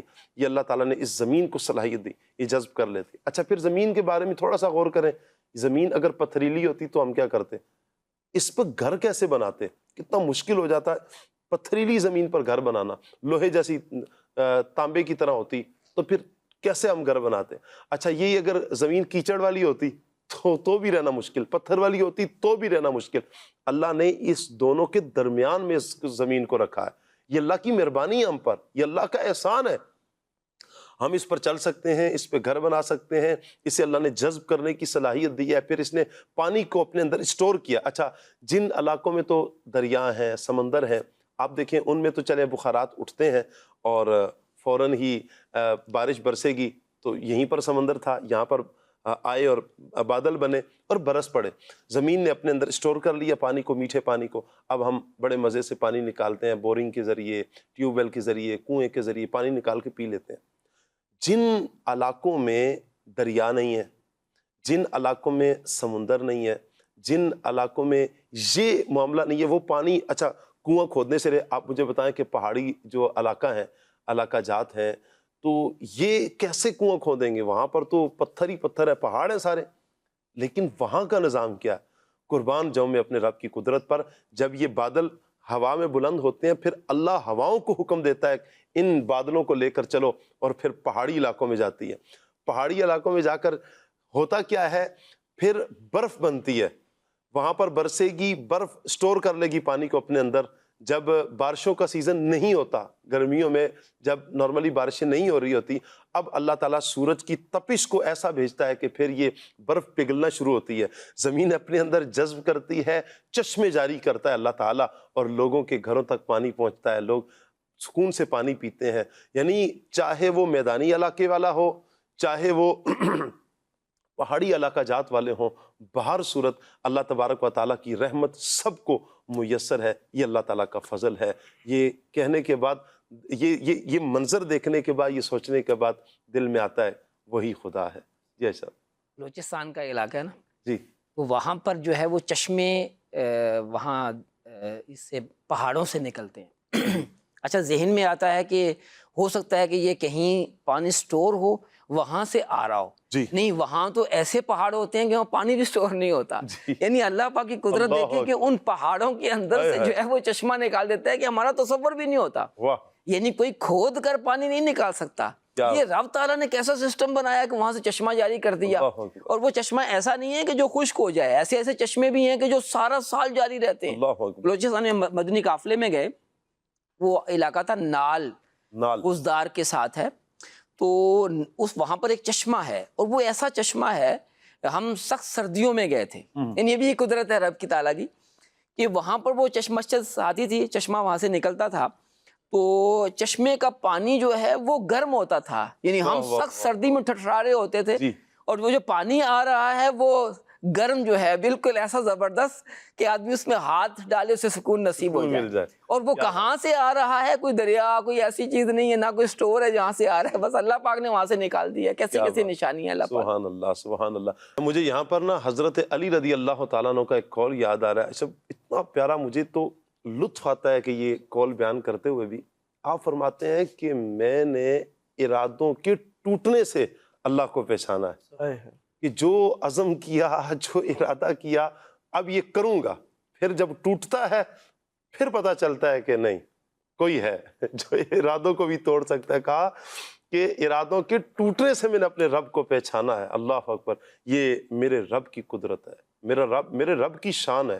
رب واجب الوجود جو رب تعالیٰ ہے, اللہ تعالیٰ کا ہم شکر ادا کرتے ہیں. مالک تیرا احسان ہے کہ تو نے ہمیں اپنا بندہ بنایا ہے, تو نے ہمیں اپنے محبوب کا امتی بنایا. مالک تیرا احسان ہے کہ تو کریم, تو نے اپنے کرم سے ہمیں مسلمانوں کے گھر میں پیدا کیا, مسلمان بنایا ہے. مالک یہ تیرا احسان ہے. اللہ تعالیٰ سے دعا ہے اللہ ہمارا ایمان بھی سلامت رکھے, دنیا میں رہیں بھی ایمان کی سلامتی کے ساتھ, اور جب دنیا سے جانا ہو تب بھی ایمان کی سلامتی کے ساتھ اس دنیا سے جائیں. آپ کی کچھ کالز ہیں, کال لیتے ہیں. میرا آپ سے سوال ہے کہ بارش, پہاڑ, دریا وغیرہ کیسے اللہ کی قدرت کی نشانیاں ہیں؟ جواب عنایت فرما دیجئے. سبحان اللہ. اس پر تو ہماری الحمدللہ گفتگو ہوئی ہے. پہاڑ بھی اللہ تعالیٰ کی قدرت کی نشانیاں, بارش کے حوالے سے بھی اللہ تعالیٰ برکتیں عطا فرمائے. کال لیتے ہیں. میرا سوال یہ ہے کہ اللہ تعالیٰ کی کون سی صفات اس کی قدرت پر دلالت کرتی ہے؟ ارشاد فرما دیجئے. جی ایسا, اللہ پاک کی جو صفت خالق ہے, صفت خالق، واہ، تخلیق جو ہے وہ رب تعالیٰ عز و جل کرتا ہے. تو یہی یعنی اس پر ہی غور کریں. یہ ساری چیزیں اللہ پاک نے جو ہے وہ پیدا فرمائی ہیں، اور اللہ پاک کے جتنے نام ہیں 99 نام حدیث پاک میں بھی آئے ہیں، تو ہر نام پر جب ہم غور کرتے ہیں تو اس کی ایک صفت جو ہے وہ سامنے آتی ہے. جی، تو رب تعالیٰ کی صفات اس کی مخلوق میں جو ظاہر ہوتی ہے اس پر غور و فکر جیسے ہم نے کرنا ہے. اور اللہ پاک کی جو معرفت ہے، ایک گفتگو کی جاتی ہے معرفت، جی، یعنی جب ہم اللہ پاک کی مخلوق پر غور و فکر کریں گے تو اللہ پاک کی معرفت حاصل ہوگی. واہ، یہ معرفت کیا ہے؟ معرفت کیا ہے؟ معرفت، پہچان. جی، اچھا، ایک تو یہ ہے کہ دلائل سے آدمی کو پہچان نصیب ہو، جی، جیسے کہ مبلغ دعوت اسلامی فصیح بھائی نے بھی ذکر کیا کہ جب ہم وہ چیزوں کو دیکھتے ہیں تو اس سے اللہ پاک کی ہونے کے دلائل سمجھ میں آتے ہیں. جی، اچھا، ایک خاص معرفت ہے جس کا تعلق احساسات کے ساتھ ہے. جی، یعنی جو محسوسات، یعنی ایک محسوسات ہوتے ہیں، ایک احساس ہوتا ہے جی، کہ جسے ہم لفظوں میں بیان نہیں کر سکتے. جی، جیسے محبت ہے، عشق ہے، اسی سے تعلق معرفت کا بھی ہے. جی، کہ معرفت یعنی اللہ پاک کی پہچان، اللہ پاک کا قرب. یہ چیز جو ہے وہ لفظوں میں بیان نہیں ہو سکتی. ہاں، اللہ پاک جس کو اپنی معرفت عطا کر دیتا ہے وہ اس کا لطف پاتا ہے. جی، تو یہ وہی پا سکے گا جس کو اللہ پاک کی معرفت حاصل ہوگی. اور یہ معرفت کیسے ملے گی؟ تو میں اس کا یہی جواب دوں گا کہ یہ اللہ پاک کے کرم، اللہ پاک کے فضل سے یہ حاصل ہوگی. جیسے جیسے اللہ پاک کی محبت بڑھتی چلی جاتی ہے تو اللہ پاک کی معرفت بھی بڑھتی ہے.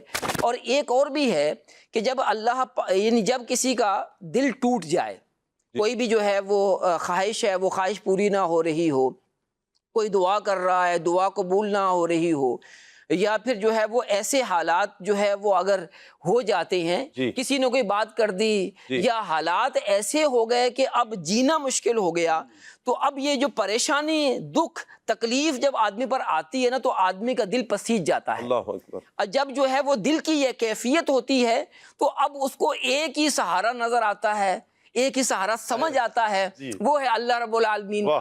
اب وہ رب تعالیٰ کی بارگاہ میں گڑ گڑاتا ہے، آنسو بہاتا ہے. اب یہ جو کیفیت ہے نا، اس کیفیت میں اللہ پاک کا ایک اس کو قرب نصیب ہوتا ہے. کیا بات ہے. یہ جو قرب نصیب ہوتا ہے جس کو ہم لفظوں میں بیان نہیں کر سکتے، اسی سے اللہ پاک کی معرفت. واہ واہ واہ واہ واہ. اور یہ وہ چیز ہے کہ جو حاصل ہو جائے بندے کو تو پھر یہ جو ہمارا دل ہے نا، یہ دل بھی بڑا قیمتی ہو جائے. جی، کہتے ہیں نا کہ اللہ پاک کی جو رحمت ہے وہ دلوں میں ہوتی ہے. جی، تو یہ جو دل ہیں یہ رب تعالیٰ کی جو ہے معرفت، رحمت کا مقام ہے. تو اس پر جو ہے اللہ پاک کی جب رحمت نازل ہوتی ہے اور دل کو جو سکون ملتا ہے، اسی لیے تو کہا گیا نا کسی کا دل نہیں توڑنا چاہیے. وہ کہتے ہیں کہ رب دلاں وچ رہندا ہی. تو وہ جو یہ کیفیت بیان کی گئی، یعنی اللہ تعالیٰ کی رحمت دل میں رحمت دل میں ہوتی ہے. اور یہ وہ دل، وہ مقام ہے جس پر اللہ پاک کی نظر کرم ہوتی ہے. یعنی دل جو ہے یہ بڑی چیز ہے، بڑی چیز ہے. تو اس لیے جو ہے وہ دوسروں کا دل بھی رکھنا چاہیے کہ کسی کا دل خوش کرنے سے رب خوش ہوتا ہے. تو یہ ساری جو چیزیں ہیں، یہ کیفیت برل میں بیان کر رہا تھا معرفت. تو معرفت ایک کیفیت کا نام بھی ہے جو اللہ پاک جو ہے وہ جس کو عطا کرے وہ سعادت مند ہے. سبحان اللہ. کال لیتے ہیں جی ایک اور. میرا یہ سوال ہے کہ حضرت ابراہیم علیہ السلام نے اللہ کی قدرت کو کیسے سمجھا تھا؟ جی ایاز بھائی. جی، قرآن کریم فرقان حمید میں جو ہے نا اس کا واقعہ موجود ہے کہ اللہ تبارک و تعالیٰ کی قدرت کی نشانیوں کا آپ نے جب بیان فرمایا تو اللہ تعالیٰ نے ارشاد فرمایا وَكَذَلِكَ نُرِي ابراہیم ملکوت السماوات والارض. اللہ تعالیٰ ارشاد فرماتا ہے کہ ایسے ہی ہم نے ابراہیم علیہ السلام پر زمین اور آسمان کی بادشاہت کھول دی، انہیں دکھا دی. وَلِيَكُونَ مِنَ الْمُوقِنِينَ، تاکہ وہ یقین والوں میں سے ہو جائیں. تو اللہ تبارک و تعالیٰ نے ان پر زمین و آسمان کے مشاہدات کو جو ہے وہ روشن فرما دیا، ظاہر فرما دیا. تو اللہ تبارک و تعالیٰ نے ان کی عظمت اور شان کا بیان جو ہے وہ قرآن کریم میں ذکر فرمایا. اور بھی کئی مقام ہے، جب آپ کو آگ میں ڈالا گیا تو آپ نے کیسی اللہ تبارک و تعالیٰ کی قدرت کا آپ نے نظارہ کیا کہ اللہ تبارک و تعالیٰ کی جناب سے حکم ہوا یا نار کونی بردا و سلاما علی ابراہیم. ایسی آگ ہے اس کو اللہ تبارک و تعالیٰ نے جو ہے وہ ابراہیم علیہ السلام پر ٹھنڈا فرما دیا، سلامتی والا بنا دیا. تو یہ بھی اللہ تبارک و تعالیٰ کی قدرت کا ایک نظارہ تھا۔ پھر آپ دیکھیے کہ قدرت کے کیسے کیسے نظارے حضرت ابراہیم علیہ السلام نے کیے ہیں کہ اپنی زوجہ کو اور اپنے بچے کو، نو مولود بچے کو بے آب و گیا میدان میں چھوڑ کر آتے ہیں۔ اللہ تبارک و تعالیٰ مکے کی سرزمین کو ان کے قدموں کی برکت سے آباد فرما دیتا ہے۔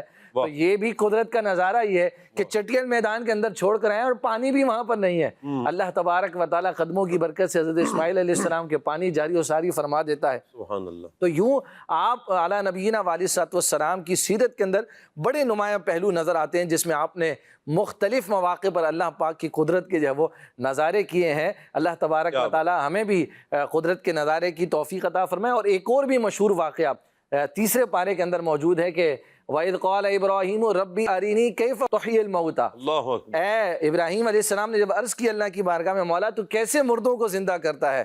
اللہ نے ارشاد فرمایا قَالَ وَلَمْ تُؤْمِنْ، اے ابراہیم کیا تجھے یقین نہیں؟ عرض کی قَالَ بَلَا وَلَٰكِن لِيَطْمَئِنَّ قَلْبِي، مولا کیوں نہیں، مجھے یقین ہے لیکن اطمینان قلبی جو وہ حاصل ہو جائے۔ تو پھر اللہ پاک نے ارشاد فرمایا فَخُذْ أَرْبَعَةً مِّنَ الطَّيْرِ فَصُرْهُنَّ إِلَيْكَ ثُمَّ اجْعَلْ عَلَىٰ كُلِّ جَبَلٍ مِّنْهُنَّ جُزْءًا ثُمَّ ادْعُهُنَّ يَأْتِينَكَ سَعْيًا وَاعْلَمْ أَنَّ اللَّهَ عَزِيزٌ حَكِيمٌ۔ اے ابراہیم پھر 4 پرندے لیجئے، ان کے جو ہے وہ ذبح کیجئے، پھر ان کے جو ہے وہ قیمہ بنا دیجئے، پھر ان کو جو ہے وہ پہاڑ پر رکھ دیجئے، پھر ایک ایک کر کے ان کو بلائیے۔ پھر دیکھیے رب تبارک و تعالیٰ اپنی قدرت کا کیسے اظہار فرماتا ہے کہ ایک ایک جو ہے وہ پرندے کے جو اجزاء ہیں وہ اڑ اڑ کر جو ہے وہ آ کر اس کے ساتھ لگتے ہیں، اور پھر جو ہے وہ حضرت ابراہیم علیہ السلام اللہ پاک کی قدرت کا یہ خوبصورت نظارہ بھی جو ہے وہ کرنے کی سعادت پاتے ہیں۔ کیا بات ہے۔ ایک اور کال لیتے ہیں جی۔ میرا یہ سوال ہے، اللہ تعالیٰ نے کائنات کو کیسے پیدا فرمایا؟ کائنات کو کیسے پیدا فرمایا سب؟ اللہ پاک کی تخلیق کے بارے میں تو ہم گفتگو کر ہی رہے ہیں جی کہ اللہ پاک نے کس طرح آسمانوں کو، زمین کو پیدا فرمایا، جی، اور پھر جو ہے اس کی تفصیلات بھی قرآن پاک میں جا بجا آتی ہیں کہ 7 زمینیں پیدا کی، 7 آسمان پیدا فرمائے، اور پھر ان میں کتنا فاصلہ ہے وغیرہ، تو یہ کافی تفصیل ہے۔ سبحان اللہ سبحان اللہ۔ مدنی چینل کے ناظرین، ہمارا ایک سیگمنٹ ہے فوڈ اپڈیٹ، آئیے بڑھتے ہیں سیگمنٹ کی طرف۔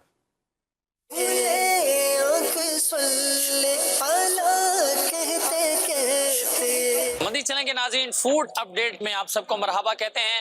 آج پھر ایک بار ہم جو ہے وہ کراچی کی فروٹ منڈی میں ہیں، اور آج بھی ہم ایک اللہ تبارک و تعالیٰ کی نعمت کی بات کریں گے، خاص اس نعمت کی بات کریں گے، اور وہ ایسی نعمت ہے کہ جس کی بہت ساری اقسام ہیں اور بہت سارے فوائد ہیں اس کے، جتنا انسان اس کو کھائے اتنے اس کے فوائد حاصل ہوتے ہیں۔ آج ہم بات کریں گے سیب، ایپل جسے کہا جاتا ہے، عربی میں سے تفاحن کہتے ہیں یعنی سیب۔ اس کی تقریباً 18 قسمیں تو پاکستان میں پائی جاتی ہیں۔ انشاءاللہ جو بیچنے والے ہیں ان میں کچھ ماہر بھی ہوتے ہیں پھلوں کے، تو ان سے اس کے فوائد بھی سنیں گے انشاءاللہ۔ یہ گاجر سیب ہے، ٹھنڈا علاقے سے آ رہا ہے، یہ بلوچستان کے ٹھنڈے علاقے سے۔ اچھا، یہ بلوچستان کے ٹھنڈے علاقے سے آتا ہے؟ جی جی جی۔ اچھا، تو یہ کون سی قسم ہے؟ یہ گاجر سیب ہے، ابھی سیزن اس کا چل رہا ہے۔ اچھا، 1.5 مہینے تک۔ 1.5 مہینے، پھر اس کے بعد کون سا آئے گا؟ اس کے بعد گولڈن آئے گا، ٹھیک ہے۔ پھر ان کے بعد جو ہے نا کلو سیب آئے گا، جو ہرا کلر کے ہوتے ہیں۔ ہرے کلر کا کلو سیب؟ جی جی، وہ لاسٹ میں ہوتے ہیں دسمبر کے بعد۔ تو جو کالا کلو ہوتا ہے وہ کیا ہوتا ہے؟ کالا کلو بھی گولڈن کے بعد ہوتا ہے۔ اچھا، وہ گولڈن کی قسم ہے کالا کلو؟ جی بالکل کالا ہوتا ہے۔ وہ مربع بناتے ہیں وہ اسی سیب کا بنتا ہے؟ اسی سے بنتا ہے، بالکل اسی سے بنتا ہے۔ اسی سے بنتا ہے؟ جی جی۔ کیا کیا قسمیں ہوتی ہیں سیب کی، ذرا بتائیں گے ہمیں؟ سیب میں سب سے پہلے جو ہے نا شروع ہوتا ہے سمریٹ سیب، ٹھیک ہے، ان کے بعد ہے گاجا، اور ان کے بعد ہے گولڈن، پھر کھلو ہے، امری ہے، تقریباً 6 سے 7 8 قسم کے ہوتے ہیں۔ تو پاکستان کے کون سے شہر میں زیادہ خاص طور پر یا علاقے میں یہ سیب ہوتا ہے؟ یہ بلوچستان میں زیادہ ہوتے ہیں۔ ٹھیک ہے، بلوچستان میں یعنی قلات، اور پھر آگے پشین، برشور، توبہ کاکڑی، قلعہ عبداللہ، یہ سارے علاقوں میں ہوتے ہیں۔ لیکن اس میں یہ ہے جو گرم علاقے ہیں اس کے کلر تھوڑا ہلکے ہوتے ہیں، جو ٹھنڈے علاقے ہیں اس کے کلر تیز ہوتے ہیں۔ کلر تیز ہے مطلب گولڈن زیادہ ہوتا ہے؟ جی جی، نہیں کلر تیز لال ہوتا ہے بالکل۔ مین سیب ہے نا وہ کلات کا ہے، اس کا کلر بہت تیز ہوتا ہے اور بہت اچھی جاندار بھی ہوتا ہے، رس بھی اس میں زیادہ ہوتا ہے، اس کا ریٹ جو ہے وہ سب سے ہائی فائی ہوتا ہے۔ اچھا، مطلب اس سال جو ہے وہ تقریباً 5000 تک کا ایک کارٹن بک چکا ہے۔ اچھا، یعنی 4000 سے لے کے 5000 تک۔ باقی کلات والا میکسیمم 2500 3 ساڑھے 3000 تک یہ بکتا ہے۔ باقی جو کوئٹہ کے میدانی علاقے ہیں ان کا 1000 1200 1500 1600 اس طرح کا بکتا ہے، ان کا کلر کم ہوتا ہے۔ اچھا، یہ کتنی دیر میں ایکسپائر ہو جاتا ہے، کب تک باقی رہتا ہے یہ کچھ اس کی دیکھیں یہ گاجا سیب جو ہے عام کنڈیشن میں جو ہے وہ 3 से 4 दिन रुक सकता है।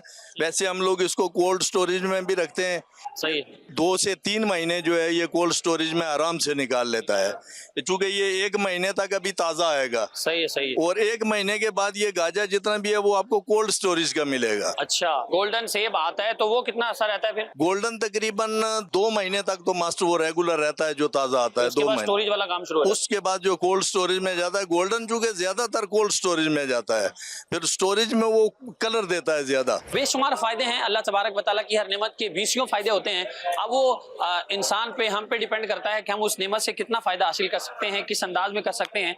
रही सेब की बात, तो सेब के कुछ चंद फवायद मजीद आपसे अर्ज करते हैं कि सेब जो है ये हड्डियों को मजबूत करता है, और हड्डियों को मजबूत करने के साथ साथ ये कैंसर का जो मर्ज है उससे भी छुटकारा हासिल होता है, दिमाग को तेज करता है, इसी तरह दिल की शरियाने ये खोलता है। बहरहाल इसको खाएं, अल्लाह तबारक व तआला का शुक्र अदा करें, और इस अंदाज में शुक्र अदा करें कि हमारी नेमतों में और इजाफा हो, क्योंकि रब तबारक व तआला का फरमान है, अगर तुम मेरा शुक्र अदा करोगे तुम्हारी नेमतों में इजाफा कर दूंगा। अल्लाह पाक के शुक्र अदा करना चाहिए कि हमारे पाकिस्तान में ऐसे आइटम है कि बाहर मुल्क भी जा रहे हैं और लोग खा रहे हैं और लोग तारीफ कर रहे हैं, और दूसरे मुल्कों के भी आते हैं सेब, लेकिन टेस्टी नहीं होता है। बस वो सिर्फ मजबूरी की वजह से लोग लेते हैं, ये रमजान शरीफ में चल जाता है, फ्रूट चाट में इस्तेमाल कर लेते हैं, लेकिन ये आइटम ऐसे पाकिस्तान के लिए बहुत ही नेमत है किस्म की, बाहर मुल्कों में भी जाता है और ये गरीब से गरीब आदमी भी खाता है। ये गाड़ियों में आते हैं, मस्जिदों में भी आते हैं, ट्रकों में भी आते हैं, ट्रेनों में भी आता है, सब बिक जाता है। जिस दिन उस दिन क्या करते हैं? अल्लाह का शुक्र अदा करते हैं और अपना रोजिया अलग करते हैं, बाकी पैसे लेके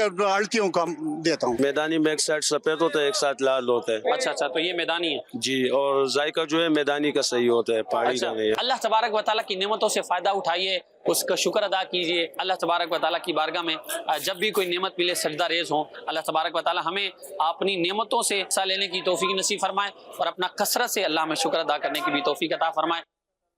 आमीन आमीन आमीन। यकीनन फल अल्लाह ताला की बहुत बड़ी नेमत है जी, और नेमत इस वक्त मेरे सामने भी है, और मैं सबसे पहले तो मुबल्लिगीन को पेश करूं, और फिर इंशाल्लाह हम खलील भाई से इसकी अफादियत के बारे में लेंगे। ये आपके पास रहेगा जी जी, एक मेरे पास रहेगा और ये मुबल्लिगीन की तरफ जाएगा। वैसे ये सेगमेंट वैसे रोजाना होना चाहिए। अल्लाह ताला बरकत अता फरमाए, अपडेट भी होती रहेगी और सेहत की सेहत भी बनती रहेगी। खलील भाई, एप्पल अल्लाह ताला की नेमत, अल्लाह ताला की रहमत के अल्लाह ताला ने हमें नसीब किया। क्या कहेंगे आप इसकी अफादियत के बारे में, इसके फवाइद क्या हैं? ये भी तो अल्लाह ताला की कुदरत है, सुभान अल्लाह जी। अपने इस्तेमाल में फलों को रखना चाहिए, जिसमें एक फल ये भी है, तो इस कुछ फ़वाइद तो इस्लाम भाई ने भी बताए कि ये दिमाग के लिए मुफीद है, तो दिल के लिए मुफीद है, खून को बनाता है, क़ुव्वत हाफ़ज़ा के हवाले से मुफीद है, जिस्मानी कमज़ोरी के लिए बहुत ज़्यादा मुफीद है। इसी तरह से मेरे आका शेख तरीक़त अमीर अहले सुन्नत दामत बरकातुहुल आलिया ने भी इसके बारे में लिखा है घरेलू इलाज किताब में कि जो शख्स रोज़ाना एक बार सूरह यासीन शरीफ पढ़कर और एक सेब पे दम कर ले और उसको रोज़ाना नहार मुँह खा ले, नहार मुँह खाली पेट खा ले, तो इंशाल्लाह उसको कभी भी दिल का मर्ज़ नहीं हो। वाह वाह वाह वाह, सुभान अल्लाह। ये इसका एक फ़ायदा है। इसी तरह से बाद लोगों के वाइट सेल कम हो जाते हैं, उसमें भी ये बहुत ज़्यादा मुफीद होता है कि जैसे कुछ पपीते के पत्ते भी इसमें इस्तेमाल कर रहे होते हैं लोग, तो उसको अगर इस अंदाज से कर लें कि जब पपीते के पत्ते भी वाइट सेल के लिए इस्तेमाल कर रहे होते हैं, तो साथ साथ ये भी मुफीद है। अगर इसकी जैसे आम का थोड़ा सा, इसका सेब का जूस निकाल लें एप्पल का, और उसकी ऊपर से झाग वगैरह हटा के उसमें एक नींबू का रस निकाल के डाल दें, तो ये भी वाइट सेल के लिए बहुत ज़्यादा मुफीद है। तो इसी तरह से जो बच्चे कमज़ोर होते हैं तो उनको भी ये खिला सकते हैं अगर वो नहीं खाते हैं। सबसे बेस्ट तरीका तो यही होता है कि इसको बंदा जो ना फ्रूट उसी तरह से खाए जिस तरह ये मौजूद है, यानी कि जूस निकाल के। अच्छा, वो बात की बात है। अगर कोई इस तरह ना खा सके तो फिर उस तरह खाए, वरना बेहतर यही कि जिस अंदाज पे आप खा रहे हैं यूँ काट के, हाँ, काट कर ही इसको इस्तेमाल किया जाए। जूसेस वगैरह में फिर लोग दूसरी तरफ भी चले जाते हैं, उसमें चीनी डाल। बाज़ औक़ात फ्रूट की तरफ आते नहीं है खलील भाई, नहीं खाते हैं। आप उनको पिज़्ज़े खिला दें खा लेंगे, बर्गर खिला दें खा देंगे, टॉफ़ी चॉकलेट इस तरफ तो आ जाएंगे, और ये सेहतमंद चीज़ की तरफ तो बिल्कुल। असल में इसमें कमी बड़ों से होती है। اچھا، کہ بڑے خود نہیں کھاتے، تو ان کا بڑے اگر کھانا شروع کر دے گھر میں، مثال ہے آپ کے ٹیبل پہ اگر اللہ پاک نے وسعت دی ہے تو ہر وقت اگر موجود رہیں، موقع محل سے اگر آپ کھاتے رہیں، تو کوئی بچہ آئے کبھی اس کو کچھ کھلا دیا کبھی کچھ کھلا دیا، تو یوں جو ہے ان کی عادت بنے گی۔ اب آپ نے بھی جیسے کبھی کبھار اگر کھانا ہے تو پھر یہ ہے کہ ظاہر بات ہے اس کی عادت بن نہیں پاتی ہے۔ تو یہ بہت اچھی چیز ہے اگر سیب کا، ویسے بھی کہا جاتا ہے کہ سیب اگر روز استعمال کیا جائے تو اللہ کی رحمت سے امید ہے کہ صحت اچھی رہتی ہے، سبحان اللہ۔ بہت سارے امراض جیسے نہیں لگتے۔ تو اس کی وجہ یہی ہے کہ جیسا موسم ہے موسم کے حساب سے۔ اچھا خلیل بھائی، اس میں ایک اور چیز بھی ہے کہ بعض لوگ سیب کا چھلکا اتارتے ہیں، میرے ذہن میں بھی یہی تھا کہ چھلکا اتار کے کھاتے ہیں، یہ اس کے بارے میں کیا؟ جیسے بعض لوگوں کو نا ہضم صحیح نہیں ہوتا، اچھا، ہاضمہ کمزور ہوتا ہے، تو بعضوں کو یہ کہا جاتا ہے کہ اس کا چھلکا اتار لیں۔ اسی طرح سے اس میں آئرن ہوتا ہے، آئرن ہوتا ہے تو بعض اوقات ہوتا ہے کہ جن کا جگر متاثر ہوتا ہے ہیپاٹائٹس کی وجہ سے، تو ان کو بھی اس کے بارے میں کہا جاتا ہے کہ وہ اس کو طبیب کے مشورے سے استعمال کریں۔ اچھا خلیل بھائی، آئرن کی وجہ سے جیسے جگر ان کا پہلے کچھ متاثر ہوتا ہے تو برداشت نہیں کر پاتے۔ اچھا خلیل بھائی، اکثر یہ کہا جاتا ہے کہ یہ نیا پھل ہے، شروع میں آتا ہے نا، جیسے یہ نیا پھل ہے ابھی نہیں کھاؤ، کیا صحیح ہے؟ ان معنوں میں صحیح ہے کہ ایک تو سب سے پہلے کہ موسم کا پھل سب سے زیادہ مفید ہوتا ہے، ایک تو یہ بات ہو گئی۔ دوسری بات یہ ہے کہ کون سا پھل مفید ہے، ٹھیک ہے موسم کا تو ہے، جیسے آپ نے بات کی کہ ابتدا میں آیا، تو ابتدا میں عموماً اس کو نا عام ذرائع سے پکایا جا رہا ہوتا ہے، جیسے ایسی چیزیں ہوتی ہیں جو ٹھیک نہیں ہوتی، جیسے وہ آم کو پکایا جاتا ہے تو اس میں کچھ کیمیکل ڈالے جاتے ہیں۔ تو سب سے بہترین پھل وہ ہوتا ہے کہ جو درخت پر پکا ہوا ہو، صحیح، وہ اگر میسر آ جائے تو بہت اچھی بات ہے۔ اگر بالفرض وہ نہیں آتا تو پھر جو آپ نے بات کی کہ ابتدا میں عموماً وہ چیزیں کچی ہوتی ہیں، جیسے کوئی چیز ہے وہ کچی ہے آپ کے گلے کو پکڑ لے تو یوں بھی ہوتا ہے، تو کچھ موسم آگے نکل جاتا ہے تو وہ چیزیں پکی آنا شروع ہو جاتی ہیں، جیسے اچھی طرح سے پک جاتی ہیں تو وہ پھر زیادہ مفید رہتی ہیں۔ صحیح، ابتدا میں اس سے کچھ نقصان ہو سکتا ہے۔ چلے اللہ آپ کو برکت ہے۔ ایک چیز اور بھی ذہن میں آ رہی تھی کہ بعض لوگ کہہ رہے ہیں کہ گرین جو ہلکا گرینش جو سیب ہوتا ہے یہ کھانا چاہیے، مثلا کہ اس میں ریڈ بھی ہوتا ہے، یلو بھی ہوتا ہے، ہلکا گرین بھی ہوتا ہے، تو کون سا سیب، کوئی سا بھی ہو سب کھائیں، یا جو یہ کہا جاتا ہے کہ اس طرح کا سیب کھانا چاہیے؟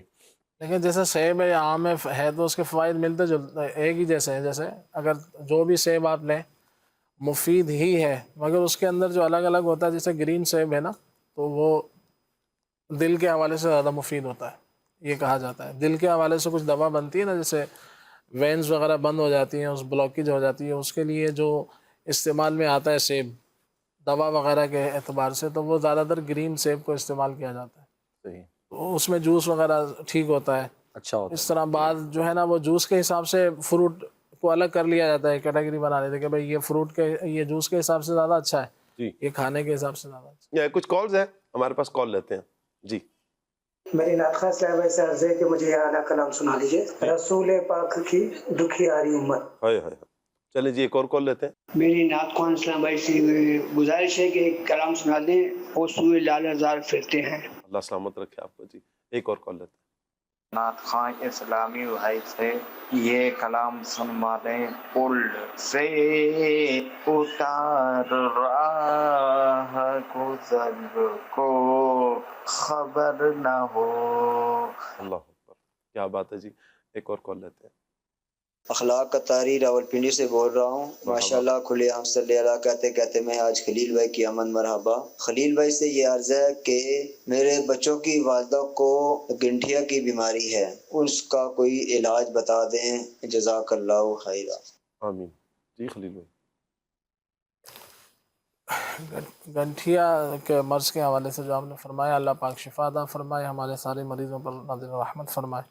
اس میں یہ کہ آپ ان کو کچھ پرہیز پر توجہ دیں۔ ایسے جو مریض ہوتے ہیں ان کو بڑے کا گوشت جو ہوتا ہے، جیسے گائے کا یا بھینس کا، وہ نقصان کر رہا ہوتا ہے، تو بادی ہوتا ہے، بادی چیزیں جیسے گوبھی، بینگن، بھنڈی، اروی، اس طرح کی چیزوں سے بچا جائے۔ اور اسی طرح سے چاول جیسے ٹھنڈے ہوتے ہیں تو یہ بھی ان کو مفید نہیں ہوں گے، تو اس طرح کی چیزوں سے ان کو آپ بچائیں۔ تو ان کو رہ گیا دوسرا کہ ان کو ادرک کا، تھوڑی سی ادرک لے لیں اور پودینہ لے لیں، جیسے 15-20 پتے پودینے کے لے لیں، ایک ناخن ایک پورے جتنا، جیسے ٹکڑا انگلی کے پورے جتنا ٹکڑا ادرک کا لے لیجئے، اور اس میں 1/4 چمچ زیرے کا ڈال دیجئے، تو اس کا قہوہ بنا کر 2 کپ پانی میں اس کو پکا لیں، تو اس کو آپ قہوہ بنا کر ان کو پلاتے رہیں، تو یہ بھی اس حوالے سے مفید ہوتا ہے۔ باقی ان کو بکرے کا گوشت آپ دے سکتے ہیں، اگر پہلے ان کا یورک ایسڈ بھی چیک کروا لیں، تو یہ بھی بعض اوقات بڑھا ہوا ہوتا ہے، تو پھر بھی دردیں وغیرہ ہو رہی ہوتی ہیں،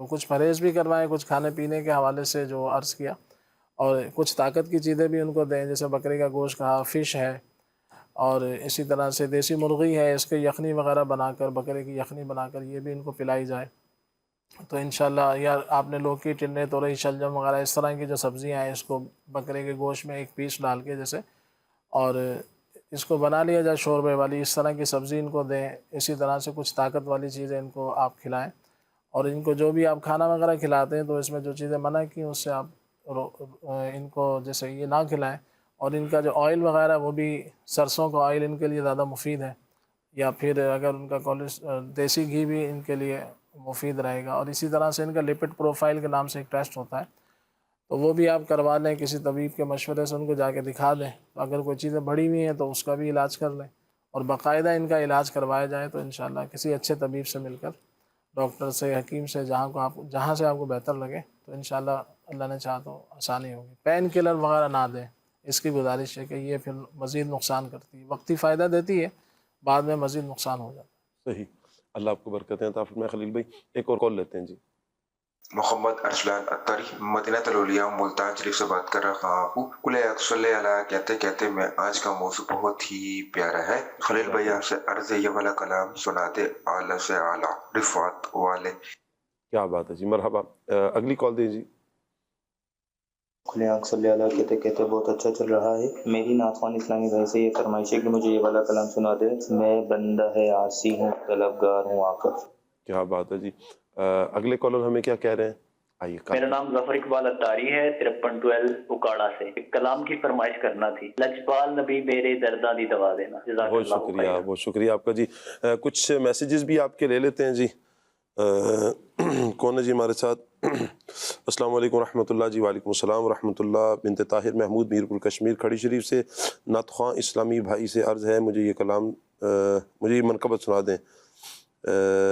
پیر میرا پیر میرا، ٹھیک ہے جی۔ اچھا جی، سیالکوٹ سے ایک میسیج ہے جی۔ آج کا موضوع ہمیشہ کی طرح بہت زبردست ہے۔ اللہ عز و جل ہمیں اپنے آپ پر اور ہونے والے، ٹھیک ہے جی، اللہ تعالیٰ ہمیں اپنے آپ پر غور و فکر کرنے کی توفیق عطا فرمائے۔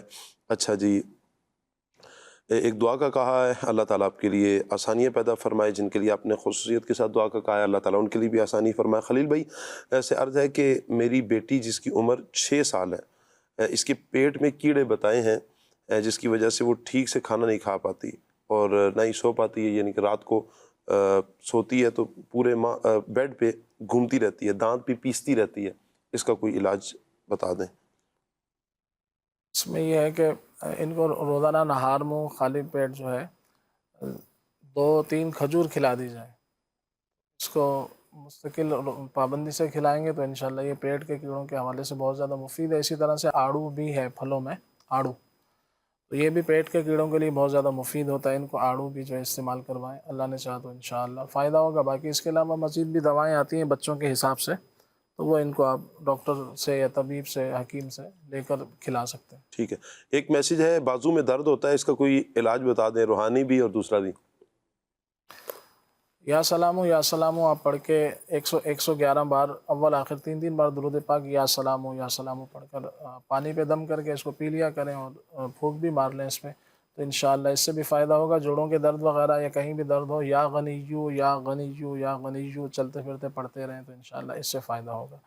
رہ گیا یہ کہ جو درد ہے تو اس کا سبب کیا ہے، آیا کمزوری ہے، کیا ہے، خون میں بعض اوقات گاڑھا پن ہوتا ہے، کولیسٹرول بڑھا ہوا ہوتا ہے، اس کی وجہ سے بھی ہوتا ہے، کمزوری سے بھی ہوتا ہے، تو اس کا ایک حل یہ ہے کہ آپ زیتون شریف کا آئل لے لیں، اس پہ 55 بار لا الہ الا اللہ پڑھ کر اول آخر درود پاک 3 بار پڑھ کے، اور 55 بار 55 تو مرتبہ آپ پڑھ کر جو ہے اس پہ زیتون کے آئل پہ دم کر لیں، پھر اس سے تھوڑا سا ہلکے ہاتھ سے مساج کریں۔ ایک سوال آپ سے آخری میں لیتا ہوں، پھر اس کے بعد آپ سے 2-3 ہی فرمائش کا اب ٹائم نہیں رہا۔ ایک اسلام بھی کہہ رہے ہیں جی ہمارا پورا گھر خارش کی بیماری میں مبتلا ہے اور 9-10 مہینے ہو گئے ہیں اور یہ ٹھیک نہیں ہو رہی، اس کا کوئی علاج بتا دیں۔ اللہ پاک سارے مریضوں پر ہمارے ذرا رحمت فرمائے، آمین ثم آمین۔ اس کے لیے یہ ہے کہ وہ جو میں نے عرض کی تھی کہ بڑے کا گوشت اور آلو، چائے، اس طرح کی جو چیزیں ہوتی ہیں اس کا استعمال نہ کیا جائے تو اس سے جو ہے نا یہ خارج کے معاملات ٹھیک ہونے میں مشکل سے آئیں گے۔ آلو، چاول، بڑے کا گوشت اور اس طرح کی چیزوں کو آپ چھوڑ دیں۔ باقی رہ گیا گھریلو علاج کے حساب سے وہ یہ ہے کہ آپ اناب کے نام سے، بیر کی طرح یہ چھوٹے چھوٹے ہوتے ہیں، بیر کی طرح اناب کہا جاتا ہے اسے، عام حکیم کی دکان سے پنساری جو ہوتے ہیں ان سے مل جائے گی، تو یہ تقریباً 7-8 دانے، بڑا اگر کوئی ہے تو وہ 10 دانے لے لیں، اور بچوں کو دینا ہے تو 5-6 دانے آپ لے لیں۔ رات کو اس کو پانی میں بھگو دیں اور صبح جو ہے اس کو آپ اس پانی کو اگر وقت ہو تو اس کو ابال لیں، پھر پی لیں، اور چاہیں تو ویسے ہی اس پانی کو استعمال کر لیں، تو انشاءاللہ اس کی برکت سے انشاءاللہ فائدہ ظاہر ہوگا کہ انشاءاللہ ٹھیک ہو جائے گا ایسا ایسا۔ چلیں خلیل بھائی فرمائش بھی آپ پوری فرما دیں۔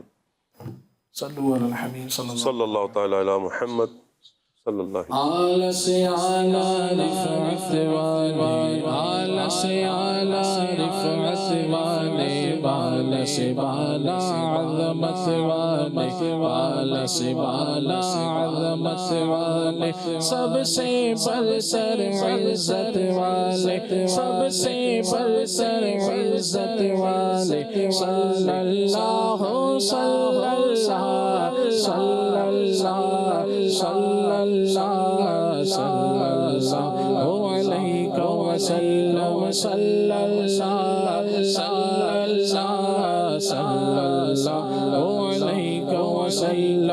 ہم ہیں بیٹھے تمہارے دوارے، ہم ہیں بیٹھے تمہارے دوارے، اپنے اپنے نام پسارے، اپنے اپنی جھولی پسارے، اپنی اپنی جھولی پسارے، داتا پیارے دولت والے، داتا پیارے دولت والے، صلی اللہ صلی اللہ صلی اللہ صلی اللہ صلی اللہ علیہ وسلم، صلی اللہ صلی اللہ صلی اللہ علیہ وسلم۔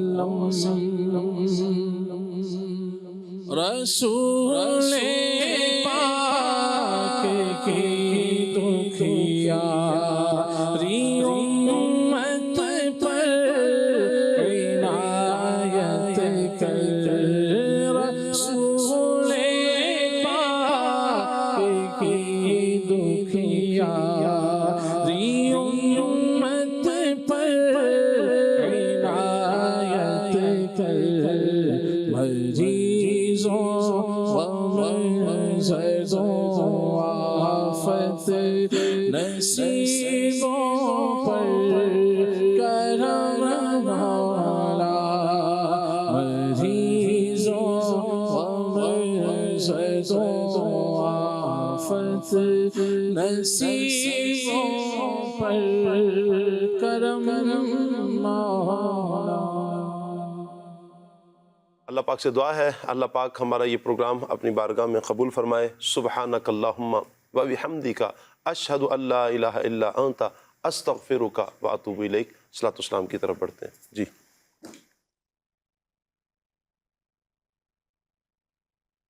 اے مدینے کے تاج دار تجھے اہل ایمان سلام کہتے ہیں، تیرے عشاق تیرے دیوانے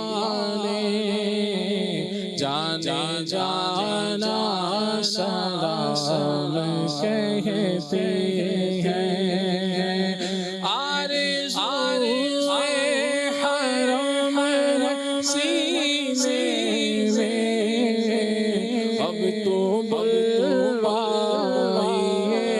مدینے میں، حضور ایسا کوئی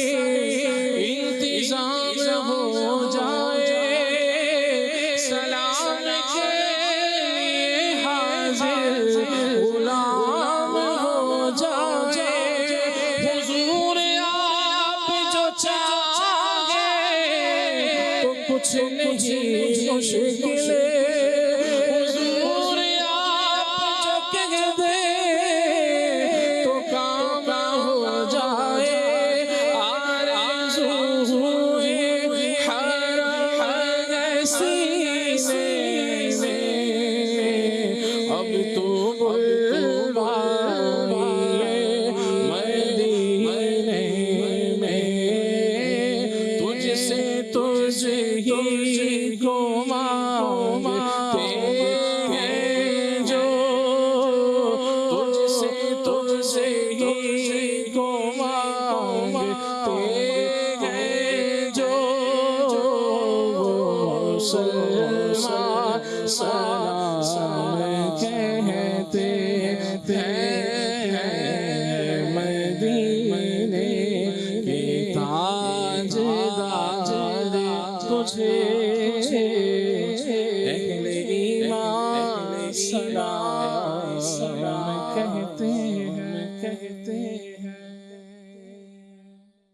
खुले आँख सुन ले